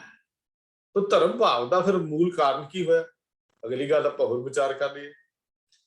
ਵਿਦਵਾਨ ਸ਼੍ਰੇਣੀ ਵਿੱਚੋਂ ਕਈ ਮਨੁੱਖਾਂ ਦਾ ਨਿਸ਼ਚਾ ਹੈ ਕਿ ਹਰੇਕ ਧਰਮ ਦਾ ਮੂਲ ਕਾਰਨ ਕੁਦਰਤੀ ਤਾਕਤਾਂ ਦੀ ਪੂਜਾ ਹੈ। ਉਹ ਕਹਿੰਦੇ ਹਨ ਕਿ ਭੋਲੇ ਭਾਲੇ ਤੇ ਵਹਿਮੀ ਲੋਕ ਕੁਦਰਤ ਦੀਆਂ ਅਗਾਧ ਬੋਧ ਸ਼ਕਤੀਆਂ ਤੋਂ ਡਰ ਕੇ ਉਹਨਾਂ ਦੀ ਪੂਜਾ ਕਰਨ ਲੱਗ ਪਏ। ਇਸ ਪੂਜਾ ਤੋਂ ਅੱਜ ਕੱਲ੍ਹ ਪ੍ਰਚਲਿਤ ਧਰਮਾਂ ਦਾ ਮੁੱਢ ਵੱਜ ਗਿਆ। ਉਹਨਾਂ ਦਾ ਇਹ ਵਿਚਾਰ ਹੈ। ਇਹਨਾਂ ਵਿਦਵਾਨਾਂ ਦੇ ਖਿਆਲ ਅਨੁਸਾਰ ਧਰਮ ਮਨੁੱਖ ਜਾਤੀ ਦੀ ਉੱਨਤੀ ਦੇ ਰਾਹ 'ਚ ਰੁਕਾਵਟ ਹੈ। ਇਹੋ ਜਿਹੇ ਜਿਹੜੇ ਲੋਕ ਨੇ, ਮਨੁੱਖ ਜਾਤੀ ਧਾਰਮਿਕ ਤੇ ਅਧਿਆਤਮਿਕ ਵਿਦਿਆ ਦੇ ਮੰਡਲ ਵਿੱਚੋਂ ਲੰਘ ਆਈ ਹੈ, ਹੁਣ ਸਭ ਤੋਂ ਉੱਚਾ ਸਾਇੰਟੀਫਿਕ ਮੰਡਲ ਵਿੱਚ ਪਹੁੰਚ ਗਈ ਹੈ। ਸੋ ਹੁਣ ਧਾਰਮਿਕ ਅਵਸਥਾ ਦੀ ਲੋੜ ਜਿਹੜੀ ਹੈ ਇਹ ਨਹੀਂ ਰਹਿ ਗਈ। ਇਹ ਉਹ ਬੰਦੇ ਖਿਆਲ ਦਿੰਦੇ ਨੇ ਜਿਹੜੇ ਧਰਮ ਤੋਂ ਬਾਗੀ ਹੁੰਦੇ ਨੇ। ਆਓ ਜਰਾ ਇਹਦੀ ਵੀ ਆਪਾਂ ਵਿਚਾਰ ਕਰ ਲਈਏ। ਜੇ ਇਹਦੇ 'ਚ ਇਹਦਾ ਭਾਵ ਨੂੰ ਜਰਾ ਹੋਰ ਸਮਝ ਲਈਏ, ਆਪਾਂ ਇਸ ਗੱਲ ਵੀ ਵਿਚਾਰ ਕਰੀਏ। ਪਹਿਲਾਂ ਤਾਂ ਜ਼ਰੂਰੀ ਨਹੀਂ ਕਿ ਕੁਦਰਤੀ ਸ਼ਕਤੀਆਂ ਦਾ ਡਰ ਇਹਨਾਂ ਅਦ੍ਰਿਸ਼ਟ ਲੋਕ ਦੇਵਤਿਆਂ ਦੀ ਉਤਪਤੀ ਦਾ ਮੂਲ ਕਾਰਨ ਹੈ। ਪਹਿਲਾਂ ਤਾਂ ਇਹ ਵੀ ਜ਼ਰੂਰੀ ਨਹੀਂ ਹੈ। ਚਲੋ ਸੰਖੇਪ ਵਿੱਚ ਆਪਾਂ ਗੱਲ ਕਰੀਏ ਕਿ ਜਦੋਂ ਵੀ ਕਿਸੇ ਮਨੁੱਖ ਦੇ ਮਨ ਵਿੱਚ ਕਦੇ ਵੀ ਧਰਮ ਦਾ ਉਬਾਲ ਆਇਆ, ਉਹ ਉਸਦੇ ਅਨੁਭਵ ਤੋਂ ਹੀ ਆਉਂਦਾ ਹੈ। ਉਹ ਕਦੀ ਬਾਹਰਲੀਆਂ ਚੀਜ਼ਾਂ ਤੋਂ ਨਹੀਂ ਪੈਦਾ ਹੁੰਦਾ, ਅੰਦਰੋਂ ਪੈਦਾ ਹੁੰਦਾ। ਅਗਲਾ ਇੱਕ ਗੱਲ ਹੋਰ ਸਮਝਣ ਦੀ ਲੋੜ, ਧਰਮ ਦੀ ਗੱਲ ਸਮਝਣ ਦੇ ਨਾਲ ਇੱਕ ਗੱਲ ਹੋਰ ਸਮਝਣ ਦੀ ਲੋੜ ਹੈ ਵੀ ਇਹ ਰਚਨਾ ਦੇ ਨਾਲ ਸਾਡਾ ਸੰਬੰਧ ਕੀ ਹੈ। ਜਿਹੜੀ ਕਰਤਾਰ ਦੀ ਰਚੀ ਹੋਈ ਕੁਦਰਤ ਹੈ, ਇਹਦੇ ਨਾਲ ਸਾਡਾ ਸੰਬੰਧ ਕੀ ਹੈ। ਦੇਖੋ, ਜਦੋਂ ਬਚਪਨ ਹੁੰਦਾ ਹੈ ਨਾ, ਥੋੜਾ ਜਿਹਾ ਇਸ ਗੱਲ ਨੂੰ ਸਮਝ ਕੇ ਅਸੀਂ ਅੱਗੇ ਨੂੰ ਚੱਲਦੇ ਹਾਂ। ਸਿੱਖ ਧਰਮ ਦੇ ਵਿੱਚ ਧਰਮ ਦਾ ਕੀ ਸਥਾਨ ਹੈ, ਅਸੀਂ ਅੱਗੇ ਨੂੰ ਚੱਲਾਂਗੇ। ਥੋੜੀ ਇਹ ਗੱਲ ਨੂੰ ਹੋਰ ਸਮਝ ਲਈਏ ਵੀ ਇਹ ਸਾਡਾ ਇਸ ਰਚਨਾ ਨਾਲ ਸੰਬੰਧ ਕੀ ਹੈ। ਜਦੋਂ ਬਾਲ ਅਵਸਥਾ ਹੁੰਦੀ ਹੈ, ਬਚਪਨ ਹੁੰਦਾ, ਉਹਦੇ ਵਿੱਚ ਜੀਵ ਦੀ ਬਿਰਤੀ ਜਿਹੜੀ ਹੈ ਕੋਈ ਸੋਚ ਨਹੀਂ, ਆਪਣੀ ਨਹੀਂ ਹੁੰਦੀ। ਜਾਂ ਇਹ ਕਹਿ ਲਈਏ ਕਿ ਮਨੁੱਖ ਦਾ ਸੁਭਾਅ ਉਸ ਵੇਲੇ ਆਮ ਤੌਰ ਤੇ ਪਸ਼ੂ ਬਿਰਤੀ ਵਾਲਾ ਹੀ ਲਫ਼ਜ਼ ਮੈਂ ਵਰਤ ਰਿਹਾ ਹੁੰਦਾ ਕਿ ਖਾਣਾ, ਹੱਸਣਾ, ਹੰਡਾਉਣਾ, ਵਧੀਆ ਕੱਪੜੇ, ਚਾਓ, ਬਸ ਇਹੋ ਜਿਹੀਆਂ ਚੀਜ਼ਾਂ ਦੇ ਵਿੱਚ ਹੀ ਉਦੋਂ ਮਨੁੱਖ ਜਿਹੜਾ ਬਚਪਨ ਜਿਹੜਾ ਉਹਦਾ ਇਸੇ ਤਰ੍ਹਾਂ ਹੀ ਬੀਤਦਾ। ਪਰ ਇਹ ਜਦੋਂ ਇਸ ਦਸ਼ਾ ਤੋਂ ਟੱਪ ਕੇ ਜਿਨ੍ਹਾਂ ਮਨੁੱਖਾਂ ਦੇ ਅੰਦਰ ਕੋਈ ਥੋੜੀ ਬਹੁਤੀ ਅਸਲੀਅਤ ਦੀ ਕਣੀ ਆ ਜਾਂਦੀ ਹੈ, ਉਹਨਾਂ ਦਾ ਜੀਵਨ ਉੱਕਾ ਹੀ ਪਲਟਾ ਖਾ ਜਾਂਦਾ, ਬਿਲਕੁਲ ਹੀ ਪਲਟਾ ਖਾ ਜਾਂਦਾ। ਉਹਨਾਂ ਦਾ ਜੀਵਨ ਜਿਹੜਾ ਉਹ ਕਿਸੇ ਹੋਰ ਰੰਗ ਵਿੱਚ ਫਿਰ ਖੇਡਦੇ ਹਨ। ਜਿਵੇਂ ਜਿਵੇਂ ਕਰਤਾਰ ਦੀ ਬੇਅੰਤ ਰਚਨਾ ਵੱਲੋਂ ਝਾਤੀ ਮਾਰਦੇ ਹਨ ਤਾਂ ਵਿਸਮਾਦ ਦਸ਼ਾ ਵਿੱਚ ਜਾ ਪੜਦੇ। ਹੁਣ ਇਹੋ ਜਿਹੇ ਵੀ ਹਨ, ਇੱਕ ਹਨ ਜਿਹੜੇ ਸਿਰਫ ਖਾਣ ਪੀਣ ਤੱਕ ਹੀ ਸੀਮਿਤ ਨੇ, ਇੱਕ ਉਹ ਨੇ ਜਿਹੜੀ ਉਹਦੇ ਕੁਦਰਤ ਦੇ ਵਿੱਚੋਂ ਹੀ, ਉਹਦੀ ਰਚਨਾ ਦੇ ਵਿੱਚੋਂ ਹੀ ਵਿਸਮਾਦ ਅਵਸਥਾ ਤੱਕ ਪਹੁੰਚ ਜਾਂਦੇ ਹਨ। ਇਹ ਗੱਲ ਉਹਨਾਂ ਨੂੰ ਫਿਰ ਸਮਝ ਆ ਜਾਂਦੀ ਹੈ, ਕਵਨ ਕਾਜ ਸਿਰਜੇ ਜਗ ਪੀਤਰ, ਜਨਮ ਜਨਮ ਕਵਨ ਫਲ ਪਾਇਆ। ਭਗਤ ਕਬੀਰ ਜੀ ਦਾ ਇਹ ਰਾਮਕਲੀ ਰਾਗ ਵਿੱਚ ਬਚਨ ਆਉਂਦਾ ਹੈ ਤੇ ਉਹ ਇਹ ਗੱਲ ਆਪਣੇ ਆਪ ਨੂੰ ਸੋਚਦੇ ਨੇ ਕਿ ਕਵਨ ਕਾਜ ਸਿਰਜੇ ਜਗ ਪੀਤਰ, ਕਿਹਦੇ ਲਈ ਅਸੀਂ ਸੰਸਾਰ ਚ ਆਏ ਸੀ, ਜਨਮ ਜਨਮ ਕਵਨ ਫਲ ਪਾਇਆ, ਕਿ ਕਦ ਲਈ ਇਹ ਜਨਮ ਸਾਨੂੰ ਮਿਲਿਆ, ਇਹ ਮਨੁੱਖਾ ਜਨਮ ਦਾ ਕਦ ਲਈ ਮਿਲਿਆ ਹੈ। ਇਹ ਜਿਹੜਾ ਮਨੁੱਖ ਮਾਨਸਿਕ ਤੌਰ ਤੇ ਜਾਗ ਪੈਂਦਾ ਹੈ ਨਾ, ਉਹਦੇ 'ਚ ਇਹ ਦਸ਼ਾ ਹੁੰਦੀ ਹੈ। ਉਹ ਇਹ ਗੱਲ ਸਵਾਲ ਸੋਚਦਾ, ਜਿਨ੍ਹਾਂ ਦੇ ਮਾਨਸਿਕ ਦਸ਼ਾ ਨੂੰ ਤਾਲਾ ਲੱਗਾ ਹੁੰਦਾ, ਲੌਕ ਕੀਤੀ ਹੁੰਦੀ ਹੈ, ਉਹ ਇਹ ਸੋਚਦੇ ਹੀ ਨਹੀਂ। ਉਹਨਾਂ ਦਾ ਬਸ ਖਾਓ ਪੀਓ ਮੌਜਾਂ ਕਰੋ, ਉਹਨਾਂ ਦੇ ਲੁੱਟੋ ਮੌਜਾਂ ਕਰੋ, ਐਸ਼ ਕਰੋ, ਬਸ ਉਹਨਾਂ ਦਾ ਕੰਮ ਇੱਥੇ ਤੱਕ ਹੀ ਹੁੰਦਾ। ਸੰਸਾਰ ਦੇ ਹਰੇਕ ਮਜ਼ਹਬ ਦੀ ਨੀਂਹ ਕਿਸੇ ਨਾ ਕਿਸੇ ਰੂਪ ਵਿੱਚ ਇਸੇ ਪ੍ਰਸ਼ਨ ਤੇ ਖੜੀ ਹੈ, ਜਿਹੜਾ ਮੈਂ ਆਪ ਜੀ ਨਾਲ ਸਾਂਝਾ ਕੀਤਾ। ਤੁਸੀਂ ਭਾਵੇਂ ਕਰਮਕਾਂਡ ਦੀ ਖੋਜ ਕਰਕੇ ਦੇਖ ਲਈਏ, ਭਾਵੇਂ ਉਪਨਿਸ਼ਦਾਂ ਦੀ ਡੂੰਘੀ ਫਿਲਾਸਫੀ ਨੂੰ ਅਸੀਂ ਕਰਕੇ ਦੇਖ ਲਈਏ, ਸਭ ਦੀ ਤਹਿ ਵਿੱਚ ਇਹੀ ਫੁਰਨਾ ਹੁੰਦਾ ਕਿ ਸਾਡਾ ਸੰਬੰਧ ਇਸ ਰਚਨਾ ਦੇ ਨਾਲ ਹੈ ਕੀ ਹੈ, ਕੁਦਰਤ ਨਾਲ ਸਾਡਾ ਸੰਬੰਧ ਕੀ ਹੈ, ਇਸ ਸੰਬੰਧ ਨੂੰ ਅਸੀਂ ਕਿਵੇਂ ਨਿਭਾ ਸਕਦੇ ਹਾਂ, ਕਿਵੇਂ ਤੋੜ ਨਿਭ ਸਕਦਾ ਹੈ। ਇਹ ਇੱਕ ਸਵਾਲ ਹੁੰਦਾ। ਇਸ ਵਿਚਾਰ ਉੱਤੇ ਅੱਜ ਨਹੀਂ, ਪੁਰਾਤਨ ਸਮੇਂ ਤੋਂ ਹੀ ਅਸੀਂ ਦੇਖਦੇ ਹੁੰਦੇ ਵਿਚਾਰਾਂ ਹੁੰਦੀਆਂ ਰਹਿੰਦੀਆਂ ਨੇ, ਤੇ ਇਹਦਾ ਜਵਾਬ ਵੱਖਰੇ ਵੱਖਰੇ ਸਮੇਂ ਵਿੱਚ ਵੱਖਰੀ ਵੱਖਰੀ ਵੰਸ਼ ਵਿੱਚ ਵੱਖਰੇ ਵੱਖਰੇ ਹਿੱਸੇ ਵਿੱਚ ਵੱਖਰਾ ਵੱਖਰਾ ਲੋਕ ਦਿੰਦੇ ਆਏ ਹਨ। ਪਰ ਅਸਲ ਵਿੱਚ ਮੂਲ ਸੰਬੰਧ ਤਿੰਨ ਕਿਸਮ ਦਾ ਹੋ ਸਕਦਾ ਹੈ। ਜੇ ਮਨੁੱਖ ਦਾ ਤੇ ਕੁਦਰਤ ਦਾ ਇਹ ਮੂਲ ਜਗਤ ਰਚਨਾ ਦਾ ਸੰਬੰਧ ਤਿੰਨ ਤਰ੍ਹਾਂ ਦਾ ਹੁੰਦਾ। ਇੱਕ ਹੈ ਸਰੀਰਕ, ਇੱਕ ਹੈ ਸਮਾਜਿਕ, ਇੱਕ ਹੈ ਆਤਮਿਕ। ਤਿੰਨ ਤਰ੍ਹਾਂ ਦਾ ਸੰਬੰਧ ਹੁੰਦਾ ਜਿਹੜਾ ਮਤਲਬ ਮਨੁੱਖੀ ਰਚਨਾ ਦਾ ਸੰਬੰਧ ਹੈ। ਪਹਿਲੀ ਗੱਲ ਕਰੀਏ ਸਰੀਰਕ। ਸਰੀਰ ਸੰਸਾਰ ਨਾਲ ਸਰੀਰਕ ਸੰਬੰਧ ਰੱਖਣ ਵਾਲੇ ਸਦਾ ਆਪਣੇ ਲਾਭ ਅਤੇ ਸੁੱਖ ਨੂੰ ਹੀ ਆਪਣੇ ਸਾਹਮਣੇ ਰੱਖਦੇ।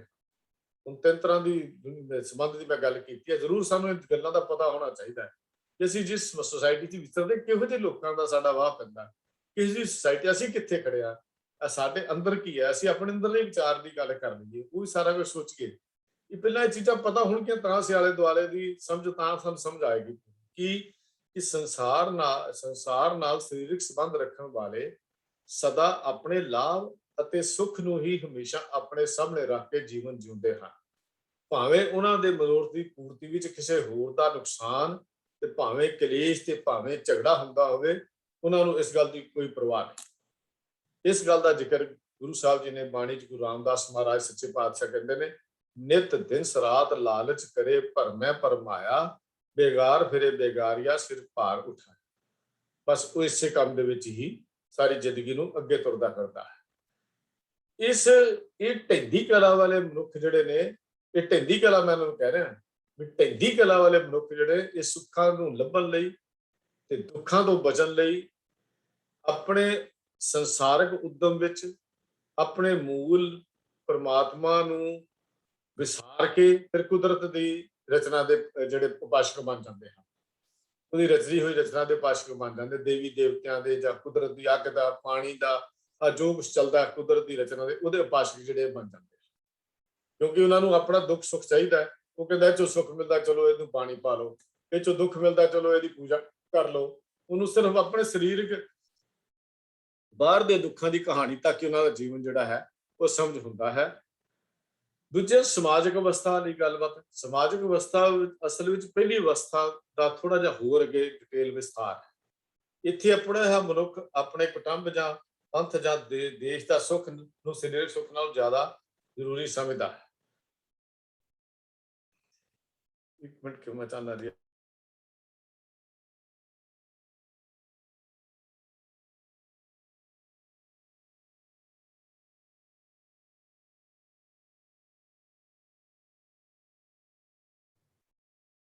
म्यूट हो गया जी माइक ਤੁਹਾਡਾ। ਇੱਕ ਮਿੰਟ ਜੀ ਜ਼ਰਾ ਜ਼ਰੂਰੀ ਹੈ।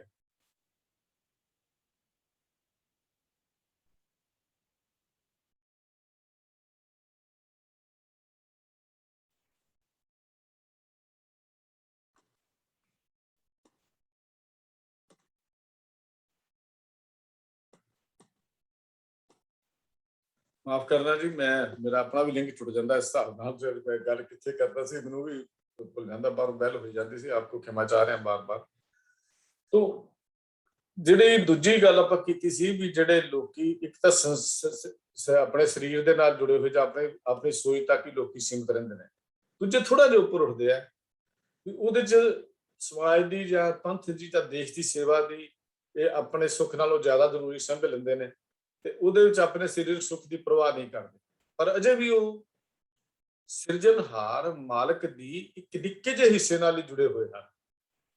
ਇੰਨੇ ਨਾਲ ਗੱਲ ਨਹੀਂ ਬਣਨੀ ਜਿਵੇਂ ਅਸੀਂ ਸਾਡੇ ਵਰਗੇ ਹਨ ਵੀ ਚਲੋ ਪ੍ਰਚਾਰ ਕਰ ਲਓ, ਧਰਮ ਪ੍ਰਚਾਰ ਕਰ ਲਓ, ਲੋਕਾਂ ਨੂੰ ਜੋੜ ਲਈਏ, ਕਰ ਲਈਏ, ਜਿਵੇਂ ਇਹਦੇ ਚ ਆਪਣੇ ਵੀ ਕੋਈ ਨਹੀਂ, ਜੇ ਨਹੀਂ ਕਿਤੇ ਗਏ ਕੋਈ ਗੱਲ ਨਹੀਂ, ਕੰਮ ਦਾ ਨੁਕਸਾਨ ਹੋ ਗਿਆ ਕੋਈ ਗੱਲ ਨਹੀਂ। ਲੇਕਿਨ ਇੱਕ ਗੱਲ ਯਾਦ ਰੱਖਣੀ, ਇਹ ਸੋਚ ਜਿਹੜੀ ਹੈ ਇਹ ਸਿਰਜਣਹਾਰ ਮਾਲਕ ਦੇ ਨਿੱਕੇ ਜਿਹੇ ਹਿੱਸੇ ਨਾਲ ਜੁੜਨ ਤੱਕ ਹੀ ਸੀਮਤ ਹੈ। ਇਹ ਸੋਚ ਸੰਪੂਰਨ ਸੋਚ ਨਹੀਂ ਹੈ, ਇਸ ਸੋਚ ਵੀ ਸੰਪੂਰਨ ਸੋਚ ਨਹੀਂ ਹੈ। ਸੁਭਾਵਿਕ ਹੀ ਇਹ ਹੁੰਦਾ ਕਿ ਮਨੁੱਖ ਇਸ ਦਸ਼ਾ ਵਿੱਚ ਯਤਨ ਕਰਦਾ ਹੈ ਕਿ ਦੂਜੇ ਪੰਥ ਜਾਂ ਦੇਸ਼ ਦੀ ਭਾਵੇਂ ਹਾਨੀ ਹੋਵੇ ਪਰ ਆਪਣੇ ਪੰਥ ਜਾਂ ਦੇਸ਼ ਨੂੰ ਸੁੱਖ ਪਹੁੰਚੇ। ਇਹੋ ਜਿਹੀ ਸੋਚ ਹੁੰਦੀ ਵੀ ਦੂਜੇ ਦਾ ਜੋ ਮਰਜ਼ੀ ਹੁੰਦਾ ਹੋ ਜਾਏ, ਮੇਰੇ ਗੱਲ ਹੋਣੀ ਚਾਹੀਦੀ, ਮੇਰਾ ਧਰਮ ਵੀ ਹੋਣਾ ਚਾਹੀਦੀ ਹੈ। ਦੂਜਿਆਂ ਨੂੰ ਨੁਕਸਾਨ ਪਹੁੰਚਾ ਕੇ ਵੀ ਆਪਣਾ ਗੱਲ ਕਰਨਾ ਚਾਹੁੰਦਾ। ਆਪਣਾ ਵਾਰਨਾ ਆਪੋ ਆਪ ਵਾਰਨਾ ਬੜਾ ਚੰਗਾ ਕੰਮ ਹੈ, ਪਰ ਇਹ ਦਸ਼ਾ ਪਹਿਲੀ ਦਸ਼ਾ ਨਾਲੋਂ ਥੋੜੀ ਜਿਹੀ ਵੱਧ ਕੇ ਮਨ ਵਿੱਚ ਦਵੈਖ ਤੇ ਭਾਵਨਾ ਅਜੇ ਵੀ ਨਹੀਂ ਗਈ, ਅੰਦਰੋਂ ਵੈਰ ਵਿਰੋਧ ਦੀ ਭਾਵਨਾ ਅਜੇ ਵੀ ਨਹੀਂ ਗਈ। ਭਾਵੇਂ ਪਹਿਲੀ ਦਸ਼ਾ ਨਾਲੋਂ ਥੋੜੀ ਜਿਹੀ ਬਿਹਤਰੀ ਹੁੰਦੀ ਹੈ ਇਨਸਾਨ ਦੀ, ਲੇਕਿਨ ਅਜੇ ਉਹ ਚੀਜ਼ ਜਿਹੜੀ ਜਾਣੀ ਚਾਹੀਦੀ ਸੀ, ਸਭ ਕੋ ਮੀਤ ਹਮ ਆਪਨ ਕੀਨਾ, ਉਹ ਨਹੀਂ ਆਈ, ਉਹ ਨਹੀਂ ਆਈ। ਸਾਰਿਆਂ ਦਾ ਮਿੱਤਰ ਦੋਸਤੀ ਜਿਹੜੀ ਸੀ ਉਹ ਅਜੇ ਬਣੀ ਨਹੀਂ। ਤੋ ਰਾਜਸੀ ਸੇਵਾ ਕਰਨ ਵਾਲੇ ਜਿਹੜੇ ਬੰਦੇ ਨੇ ਨਾ, ਪੋਲੀਟੀਕਲੀ ਬੰਦੇ ਆਮ ਤੌਰ ਤੇ ਤੁਸੀਂ ਦੇਖਿਆ ਹੋਏਗਾ, ਉਹ ਤਕਰੀਬਨ ਇਸੇ ਸੋਚ ਦੇ ਉੱਤੇ ਹੁੰਦੇ ਆ ਵੀ ਮੇਰਾ ਫਾਇਦਾ, ਮੈਂ ਐਮਐਲਏ ਬਣਨਾ, ਮੈਂ ਵੱਡਾ ਬਣਨਾ, ਮੇਰਾ ਹੋਣਾ ਚਾਹੀਦਾ, ਬਾਕੀ ਡੁੱਬਦੇ ਦੂਜੇ ਦਾ ਨੁਕਸਾਨ ਹੋ ਜੋ ਹੁੰਦਾ ਉਹ ਇਸ ਤਰ੍ਹਾਂ ਦਾ ਸੰਬੰਧ ਹੁੰਦਾ। ਤੋ ਤੀਜਾ ਜਿਹੜਾ ਸਭ ਤੋਂ ਵਧੀਆ ਚੀਜ਼ ਹੈ ਉਹ ਹੈ ਕੁਦਰਤ ਨਾਲ ਆਤਮਿਕ ਸੰਬੰਧ, ਉਹ ਹੈ ਆਤਮਿਕ ਸੰਬੰਧ। ਇਹ ਟਿਕਾਣਾ ਜਿਹੜਾ ਹੁੰਦਾ ਹੈ, ਨਾ ਕੋ ਦੁਸ਼ਮਣ ਦੁਖੀਆ ਨਾ ਹੀ ਕੋ ਬੰਦਾ, ਗੁਰ ਕੀ ਸੇਵਾ ਸੇਵਕੋ ਨਾਨਕ ਖਸਮੇ ਬੰਦਾ। ਇਹ ਅਸਾ ਰਾਗ ਦਾ ਸ਼ਬਦ ਹੈ। ਡਿੱਗਣ ਡੋਲਾ ਕਹੋ ਲੋ ਜੋ ਮਨ ਕੇ ਭਰਮਾ ਵਾਲਾ ਸ਼ਬਦ ਜਿਹੜਾ ਹੈ ਬੜਾ ਪਿਆਰ ਦਾ ਸ਼ਬਦ ਪੜ੍ਹਨ ਵਾਲਾ ਹੈ। ਡਿੱਗਣ ਡੋਲਾ ਕਹੋ ਲੋ ਜੋ ਮਨ ਕੇ ਭਰਮਾ, ਵੀ ਡਿੱਗਣਾ ਤੇ ਡੋਲਣਾ ਉਨੀ ਦੇਰ ਤੱਕ ਜਦ ਤੱਕ ਮਨ ਭੁਲੇਖਿਆਂ ਵਿੱਚ, ਮਨ ਦੇ ਭਰਮ, ਮਨ ਭਟਕਣਾ ਵਿੱਚ ਰਹਿੰਦਾ, ਜਿਹਦੀ ਜ਼ਿਕਰ ਮੈਂ ਪਹਿਲਾਂ ਚ ਕਰ ਦਿੱਤਾ।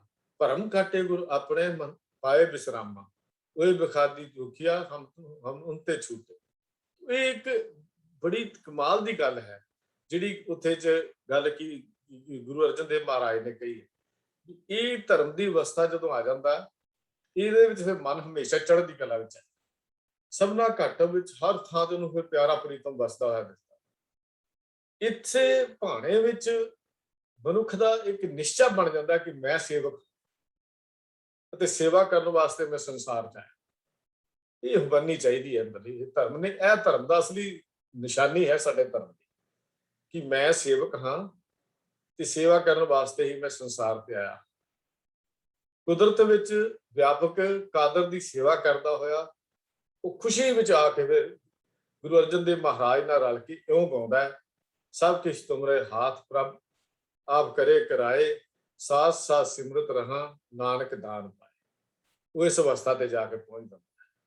ਪਰ ਇਹਦੇ ਚ ਇੱਕ ਗੱਲ ਮੈਂ ਹੋਰ ਆਪ ਜੀ ਨਾਲ ਸਾਂਝੀ ਕਰਨੀ ਚਾਹੁੰਦਾ। ਜੇ ਕੱਲ ਹੀ ਮੈਂ ਕਿਤੋਂ ਪੜ੍ਹਦਿਆਂ ਗੱਲ ਪੜ੍ਹੀ ਹੈ, ਇੱਕ ਸੰਗਤ ਵਿੱਚੋਂ ਪ੍ਰਸ਼ਾਦਾ ਛਕ ਕੇ ਕੁਝ ਦੋ ਬਜ਼ੁਰਗ ਤੁਰੇ ਜਾ ਰਹੇ ਹਨ, ਸੰਗਤ ਦੇ ਬੰਦੇ, ਤਾਂ ਕਿਸੇ ਨੇ ਅੱਗੋਂ ਸਵਾਲ ਕੀਤਾ, ਜੀ ਤੁਸੀਂ ਲੰਗਰ ਛਕ ਲਿਆ? ਹਾਂਜੀ ਛਕ ਲਿਆ। ਇਹ ਲੰਗਰ ਕਿਸ ਤਰ੍ਹਾਂ ਦਾ ਲੱਗਾ ਜੀ? ਸਵਾਦ ਲੱਗਾ। ਸਵਾਦ ਸੀ ਕਿ ਵਧੀਆ ਸੀ? ਉਹਨੇ ਅਗਲਾ ਸਵਾਲ ਕੀਤਾ, ਕਹਿੰਦਾ ਜੀ ਬਹੁਤ ਹੀ ਵਧੀਆ ਸੀ। ਦਾਲ ਕਿੱਦਾਂ ਦੀ ਸੀ? ਕਹਿੰਦਾ ਬਹੁਤ ਹੀ ਸਵਾਦ ਸੀ। ਤੇ ਉਹਨੇ ਅੱਗੋਂ ਉਹਦੇ ਗੱਲ ਕੀਤੀ, ਜੀ ਇਹ ਦਾਲ ਦੀ ਸੇਵਾ ਦਾਸ ਨੇ ਕੀਤੀ ਹੈ, ਦਾਸ ਨੇ ਬਣਾਈ ਹੈ, ਮੇਰੇ ਵਰਗੀ ਦਾਲ ਕੋਈ ਨਹੀਂ ਬਣਾ ਸਕਦਾ। ਤੁਹਾਨੂੰ ਪਤਾ ਇਹ ਦੱਸਣ ਲਈ ਵਿਚਾਰੇ ਨੇ ਇੰਨਾ ਰੋਕ ਕੇ ਉਹਦਾ ਟਾਈਮ ਵੇਸਟ। ਇਹ ਹੈ ਪਹਿਲੀ ਸ਼੍ਰੇਣੀ, ਜਿਹੜੀ ਦੂਜੀ ਸ਼੍ਰੇਣੀ ਦੇ ਬੰਦਿਆਂ ਦੀ ਮੈਂ ਗੱਲ ਕੀਤੀ ਹੈ, ਕਿ ਉਹਨਾਂ ਦੇ ਵਿੱਚ ਹੀ ਇਹ ਗੱਲ ਆਉਂਦਾ। ਕੱਲ ਮੈਂ ਕਿਦੋਂ ਪੜ੍ਹ ਕੇ ਆਪ ਜੀ ਨਾਲ ਸਾਂਝੀ ਕਰ ਰਿਹਾ, ਇਹੋ ਜਿਹੀ ਦੁਨੀਆ ਵੀ ਧਰਮ ਵਿੱਚ ਜਿਉਂਦੀ ਆ, ਸਮਝਦੇ ਨੇ ਸੇਵਾ ਬਹੁਤ ਕਰ ਰਹੇ ਆ ਵੀ ਸਾਰਾ ਕੁਛ ਅਸੀਂ ਧਰਮ ਪਰ ਕੀਤਾ ਜੀ, ਅਸੀਂ ਰੋਜ਼ ਗੁਰਦੁਆਰੇ ਆ ਕੇ ਦਾਲ ਬਣਾਉਂਦੇ ਆ ਜੀ, ਸਾਡਾ ਲੰਗਰ ਦੀ ਸੇਵਾ ਕਰਦੇ ਆ, ਪਰ ਭਾਵਨਾ ਪਿੱਛੇ ਕੀ ਹੈ ਕਿ ਮੇਰੇ ਵਰਗੀ ਦਾਲ ਕੋਈ ਨਹੀਂ ਬਣਾ ਸਕਦਾ। ਹੈ ਤਾਂ ਛੋਟੀ ਜਿਹੀ ਗੱਲ ਹੈ ਨਾ, ਲੇਕਿਨ ਛੋਟੀ ਗੱਲ ਵਿੱਚ ਤੱਤ ਦੀ ਗੱਲ ਬੜੀ ਤਗੜੀ ਹੈ ਵੀ ਸੇਵਾ ਕਰਤ ਹੋਏ ਨੇ ਕਾਮੀ, ਉਹ ਕਿੱਥੇ ਚਲਾ ਗਿਆ? ਉਹ ਤਾਂ ਗੱਲ ਖਤਮ ਹੋ ਗਈ ਵਿੱਚੋਂ, ਕਾਮਣਾ ਰਹਿਤ ਹੋ ਗਈ, ਸੇਵਾ ਹੋਈ ਨਹੀਂ। ਇਹ ਤਾਂ ਆਪਣੀ ਵਡਿਆਈ ਦੀ ਕਾਮਨਾ ਅੰਦਰ ਬਣ ਗਈ, ਉਹ ਸਗੋਂ ਹੋਰ ਮੈਨੂੰ ਪੱਠੇ ਪੈ ਗਏ। ਪਰ ਆ ਜਿਹੜੀ ਤੀਜੀ ਸ਼੍ਰੇਣੀ ਹੈ, ਇਹ ਉੱਤਮ ਸ਼੍ਰੇਣੀ ਹੈ ਜਿਹਦੇ ਆਤਮਿਕ ਸੰਬੰਧ ਜੁੜਦੇ, ਉਹ ਸੀ ਸਿਰਫ ਸੰਸਾਰ ਦੇ ਸੰਬੰਧ ਦੀ ਗੱਲ, ਜਿਹੜੀ ਦੂਜੀ ਸ਼੍ਰੇਣੀ ਸੀ। ਤਾਂ ਧਰਮ ਨੇ ਜਿਹੜਾ ਕੰਮ ਕਰਨਾ ਹੈ, ਉਹ ਹੈ ਸਾਡਾ ਆਤਮਿਕ ਸੰਬੰਧ ਜੋੜਨਾ ਕੁਦਰਤ ਦੇ ਨਾਲ, ਜਾਂ ਕਾਦਰ ਦੀ ਰਚੀ ਹੋਈ ਕੁਦਰਤ ਦੇ ਨਾਲ।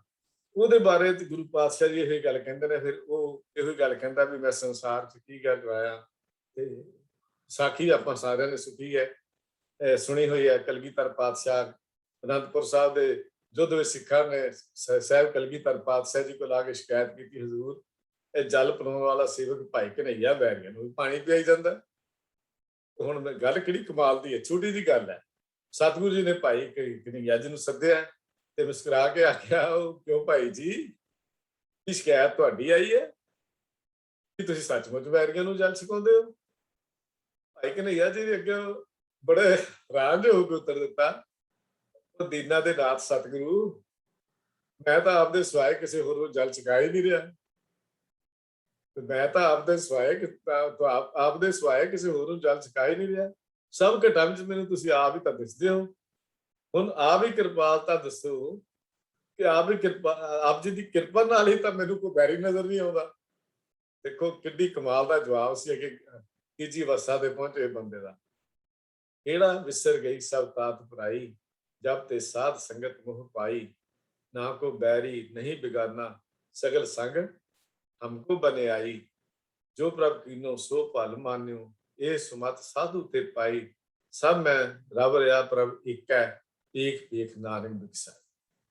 ਇਹ ਅਵਸਥਾ ਤੇ ਤੀਜੀ ਅਵਸਥਾ ਦੀ ਜਿਹੜੀ ਗੱਲ ਹੈ, ਤਾਂ ਧਰਮ ਦੀਆਂ ਤਿੰਨ ਸ਼੍ਰੇਣੀਆਂ ਜਿਹੜੀਆਂ ਹੁੰਦੀਆਂ ਨੇ। ਸੰਸਾਰ ਦੇ ਜਿਹੜੇ ਕੁੱਲ ਧਰਮ ਹਨ, ਇਹ ਤਿੰਨਾਂ ਸ਼੍ਰੇਣੀਆਂ ਦੇ ਵਿੱਚੋਂ ਕਿਸੇ ਨਾ ਕਿਸੇ ਇੱਕ ਉੱਤੇ ਜ਼ਰੂਰ ਕੇਂਦਰ ਹੋਣਗੇ। ਹਰੇਕ ਮਨੁੱਖ ਮਾਤਰ ਦਾ ਸ੍ਰਿਸ਼ਟੀ ਨਾਲ ਸੰਬੰਧ ਤਾਂ ਹੁੰਦਾ ਹੀ ਹੈ, ਹੋਏਗਾ ਹੀ। ਉਹ ਸੰਬੰਧ ਤਿੰਨ ਪ੍ਰਕਾਰ ਦਾ, ਜਿਹਦਾ ਵਿਚਾਰ ਆਪਾਂ ਅੱਗੇ ਕਰ ਆਏ ਹਾਂ। ਜਿਹੜੀ ਵਿਚਾਰ ਆਪਾਂ ਵਿਚਾਰ ਕਰ ਲਈ ਉਹਨੂੰ ਮੈਂ ਦੁਬਾਰਾ ਦੁਹਰਾਵਾਂਗਾ ਨਹੀਂ। ਸੋ ਸਾਹਮਣੇ ਸਾਡੇ ਗੱਲ ਆਉਂਦੀ ਹੈ ਕਿ ਕਿਸੇ ਧਰਮ ਨਾਲ ਸੰਬੰਧ ਹੋਵੇ, ਅਸਲੀ ਧਰਮ ਮਨੁੱਖ ਦਾ ਇਹਨਾਂ ਤਿੰਨਾਂ ਵਿੱਚੋਂ ਇੱਕ ਹੀ ਹੋਵੇਗਾ। ਉਹ ਜ਼ਰੂਰ ਹੋਵੇਗਾ। ਅੱਜ ਕੱਲ੍ਹ ਦੇ ਵਿਦਵਾਨ ਇਹ ਆਖਦੇ ਹਨ ਕਿ ਅਸੀਂ ਉਸ ਉੱਚ ਅਵਸਥਾ ਦੇ ਪੁੱਜੇ ਹਾਂ ਜਿੱਥੇ ਧਰਮ ਦੀ ਲੋੜ ਨਹੀਂ। ਇਸ ਦਾ ਭਾਵ ਇਹ ਹੈ ਕਿ ਸਭ ਤੋਂ ਉੱਤਮ ਆਤਮਿਕ ਸੰਬੰਧ ਤੋਂ ਟੁੱਟ ਕੇ ਉਸ ਉੱਤੇ ਹੀ ਸਰੀਰਕ ਜਾਂ ਸਮਾਜਿਕ ਪੱਖ ਵਿੱਚ ਫਸ ਕੇ ਮਾਇਆ ਦੇ ਹੱਥਾਂ ਵਿੱਚ ਵਿਕ ਗਏ ਹਨ ਜਿਹੜੇ ਲੋਕ ਇਹ ਗੱਲ ਕਹਿੰਦੇ ਹਨ ਜਿੱਥੇ ਧਰਮ ਦੀ ਕੋਈ ਲੋੜ ਨਹੀਂ। ਖਿਆਲ ਕਰਨਾ, ਇਹ ਮੈਂ ਫਿਰ ਲਾਈਨ ਨੂੰ ਦੁਹਰਾ ਰਿਹਾ ਕਿ ਸਭ ਤੋਂ ਉੱਚੇ ਆਤਮਿਕ ਸੰਬੰਧ ਜਿਹੜੇ ਉਸ ਪ੍ਰਭੂ ਨਾਲ ਜੁੜਨੇ ਸੀ, ਉਹ ਤੋਂ ਟੁੱਟ ਕੇ ਉਹ ਆਪਣੇ ਆਪ ਹੀ ਸੁਤੇ ਹੀ ਸਰੀਰਕ ਜਾਂ ਸਮਾਜਿਕ ਪੱਖ ਵਿੱਚ ਫਸ ਕੇ ਮਾਇਆ ਦੇ ਹੱਥਾਂ ਦੇ ਵਿੱਚ ਵਿਕ ਗਏ ਹਨ ਜਿਹੜੇ ਲੋਕ ਇਹ ਕਹਿੰਦੇ ਨੇ ਕਿ ਧਰਮ ਦੀ ਕੋਈ ਲੋੜ ਨਹੀਂ ਹੈ। ਇਹ ਆਖਣਾ ਕਿ ਮਨੁੱਖ ਧਰਮ ਤੋਂ ਬਿਨਾਂ ਜੀਉ ਸਕਦਾ ਹੈ, ਫਿਰ ਮੈਂ ਹੁਣ ਇਹ ਗੱਲ ਕਰ ਰਿਹਾ, ਇਹ ਇਤਨਾ ਹੀ ਅਸੰਭਵ ਹੈ ਜਿਤਨਾ ਇਹ ਕਿ ਮਨੁੱਖ ਨੂੰ ਜੀਵਨ ਵਾਸਤੇ ਦਿਲ ਦੀ ਲੋੜ ਨਹੀਂ ਜਾਂ ਹਿਰਦੇ ਦੀ ਲੋੜ ਨਹੀਂ। ਹੁਣ ਮੈਂ ਜਿਹੜੀ ਗੱਲ ਕਰ ਰਿਹਾ, ਕੋਈ ਕਦੇ ਦਿਲ ਤੋਂ ਬਿਨਾਂ ਬੰਦਾ ਜਿੰਦਾ ਰਹਿ ਜਾਏ ਤੇ ਫਿਰ ਧਰਮ ਤੋਂ ਬਿਨਾਂ ਇਨਸਾਨ ਦੀ ਜੀਵਨ ਦੀ ਘਾਟ ਵੀ ਇਸ ਤਰ੍ਹਾਂ ਹੀ ਹੈ ਜਿਵੇਂ ਦਿਲ ਤੋਂ ਬਿਨਾਂ ਮਨੁੱਖ ਜਿਹੜਾ ਹੈ ਉਹ ਜਿਉਂਦੇ ਰਹਿਣ ਦੀ ਗੱਲ ਕਰਦਾ। ਮਨੁੱਖ ਨੇ ਇਹ ਗੱਲ ਭਾਵੇਂ ਉਹਨੂੰ ਵਾਕਫੀ ਹੋਵੇ ਜਾਂ ਨਾ ਹੋਵੇ, ਪਰ ਜ਼ਿੰਦਗੀ, ਅਸਲ ਜ਼ਿੰਦਗੀ ਜਿਹੜਾ ਜੀਵਨ ਹੈ ਉਹ ਧਰਮ ਤੋਂ ਬਿਨਾਂ ਅਸੰਭਵ ਹੈ। ਹੁਣ ਮੈਂ ਲਫ਼ਜ਼ ਵਰਤ ਰਿਹਾ ਅਸੰਭਵ ਹੈ, ਇੰਪੋਸੀਬਲ ਹੈ। ਇੱਥੇ ਸੰਭਵਤਾ ਜਿਨ੍ਹਾਂ ਨੇ ਸਿਰਫ ਜੀਵਨ ਜਿਉਣਾ ਹੈ, ਜੀਵਨ ਕੱਟਣਾ ਨਹੀਂ, ਜੀਵਨ ਜਿਉਣਾ ਹੈ। ਜੀਵਨ ਕੱਟ ਤਾਂ ਪਸ਼ੂ ਪਸ਼ੀ ਸਭ ਕੱਟ ਜਾਂਦੇ ਆ, ਤੇ ਧਰਮ ਤੋਂ ਸਖੜੇ ਮਨੁੱਖ ਜੀਵਨ ਕੱਟਣ ਆਉਂਦੇ ਨੇ ਤਾਂ ਜੀਵਨ ਜਿਉਣ ਨਹੀਂ ਆਉਂਦੇ। ਇਹ ਫਰਕ ਹੈ ਜੀਵਨ ਜਿਉਣ ਤੇ ਜੀਵਨ ਕੱਟਣ ਵਿੱਚ। ਅਸੀਂ ਵੀ ਕਈ ਵਾਰੀ ਲਫ਼ਜ਼ ਵਰਤਦੇ ਹਾਂ, ਚਲੋ ਜੀ ਕੱਟ ਰਹੇ ਹਾਂ, ਬੀਤ ਰਹੀ ਹੈ। ਬੀਤ ਰਹੀ ਦਾ ਮਤਲਬ ਮਜਬੂਰੀ ਨਾਲ ਬੀਤ ਰਹੀ ਹੈ। ਭਲਿਆ ਮਜਬੂਰੀ ਨਾਲ ਕਾਹਦੀ, ਤੇਰੀ ਤੇ ਕੱਟ ਰਹੀ ਕਾਹਦੀ? ਕਦੀ ਸੋਚ ਕੇ ਦੇਖ, ਤੂੰ ਤਾਂ ਜੀਵਨ ਜਿਉਣ ਆਇਆ ਕਿ ਜੀਵਨ ਕੱਟਣ ਆਇਆ? ਜੀਵਨ ਤਾਂ ਪਸ਼ੂ ਪੰਛੀ ਸਭ ਕੱਟ ਰਹੇ ਨੇ। ਇਸ ਕਰਕੇ ਇਹ ਮਤਲਬ ਆਮ ਲਫ਼ਜ਼ ਦੇ ਵਿੱਚ ਜਦੋਂ ਇਹ ਗੱਲ ਕਹਿ ਦੇ ਮਨੁੱਖ ਵੀ ਧਰਮ ਤੋਂ ਬਿਨਾਂ, ਮੈਂ ਇਹ ਲਫ਼ਜ਼ ਵਰਤ ਰਿਹਾ ਵੀ ਜੀਵਨ ਜਿਉਣਾ ਅਸੰਭਵ ਹੈ, ਇੰਪੋਸੀਬਲ ਹੈ। ਮੈਂ ਇਹ ਲਫ਼ਜ਼ ਵਰਤ ਰਿਹਾ। ਕਿਸੇ ਮਨੁੱਖ ਦੇ ਮੂੰਹ ਇਹ ਬਚਨ ਨਿਕਲਣਾ ਕਿ ਇਹ ਪ੍ਰਗਟ ਕਰਦਾ ਹੈ ਕਿ ਉਹਦੇ ਵਿੱਚ ਜੀਵਨ ਦੀ ਕਣੀ ਨਹੀਂ ਰਹੀ। ਜਿਹੜਾ ਬੰਦਾ ਕਹਿੰਦਾ ਮੈਨੂੰ ਧਰਮ ਦੀ ਲੋੜ ਨਹੀਂ, ਸੰਸਾਰ ਉੱਤੇ ਉਹ ਤੁਰਦੀ ਫਿਰਦੀ ਲੋਥ ਹੈ, ਲਾਸ਼ ਹੈ। ਜਿਹੜਾ ਮਨੁੱਖ ਕਹਿੰਦਾ ਮੈਨੂੰ ਧਰਮ ਦੀ ਲੋੜ ਨਹੀਂ, ਸਤਿਗੁਰੂ ਜੀ ਕਹਿੰਦੇ ਨੇ ਸਤਿਗੁਰ ਕੀ ਸੇਵ ਨਾ ਕੀਨੀਆਂ, ਹਰ ਨਾਮ ਨਾ ਲੱਗੋ ਪਿਆਰ, ਮਤ ਤੁਮ ਜਾਣੋ ਓਏ ਜੀਂਦੇ, ਓਏ ਆਪ ਮਾਰੇ ਕਰਤਾਰ। ਇਹ ਬਚਨ ਗੁਰੂ ਅਮਰਦਾਸ ਮਹਾਰਾਜ ਸੱਚੇ ਪਾਤਸ਼ਾਹ ਦਾ ਵਡਹੰਸ ਰਾਗ ਦੇ ਵਿੱਚ ਹੈ। ਹਉਮੈ ਵੱਡਾ ਰੋਗ ਹੈ, ਭਾਏ ਦੂਜੇ ਕਰਮ ਕਮਾਏ, ਨਾਨਕ ਮਨਮੁਖ ਜੀਵਨਿਆ ਮੂਏ, ਹਰ ਬਿਸਰਿਆਂ ਦੁੱਖ ਜਾਏ। ਤੋ ਇਹ ਧਰਮ ਦੀ ਕਹਾਣੀ ਹੈ, ਜਿਹੜੀ ਬੰਦੇ ਨੂੰ ਲੋੜ ਕੀ ਹੈ, ਧਰਮ ਕਿਉਂ ਹੋਣਾ ਚਾਹੀਦਾ ਹੈ। ਕੁਛ ਇਹੋ ਜਿਹੀਆਂ ਵਿਚਾਰਾਂ ਅੱਜ ਆਪਾਂ ਕੀਤੀਆਂ ਨੇ, ਤੇ ਕੁਛ ਵਿਚਾਰਾਂ ਹੋਰ ਇਹਦੇ ਬਾਰੇ ਅਸੀਂ ਅੱਗੇ ਕਰਾਂਗੇ, ਕਿਉਂਕਿ ਜੋ ਜਾਣਕਾਰੀ ਮੈਨੂੰ ਮਿਲਦੀ ਹੈ ਮੈਂ ਆਪ ਜੀ ਨਾਲ ਸਾਂਝੀ ਕਰ ਰਿਹਾ ਹਾਂ। ਹੋਈਆਂ ਭੁੱਲਾਂ ਚੁੱਕਾਂ ਦੀ ਖਿਮਾ ਜੀ। ਪਿਆਰ ਸਹਿਤ ਫਤਿਹ ਦੀ ਸਾਂਝ ਕਰੋ। ਵਾਹਿਗੁਰੂ ਜੀ ਕਾ ਖਾਲਸਾ, ਵਾਹਿਗੁਰੂ ਜੀ ਕੀ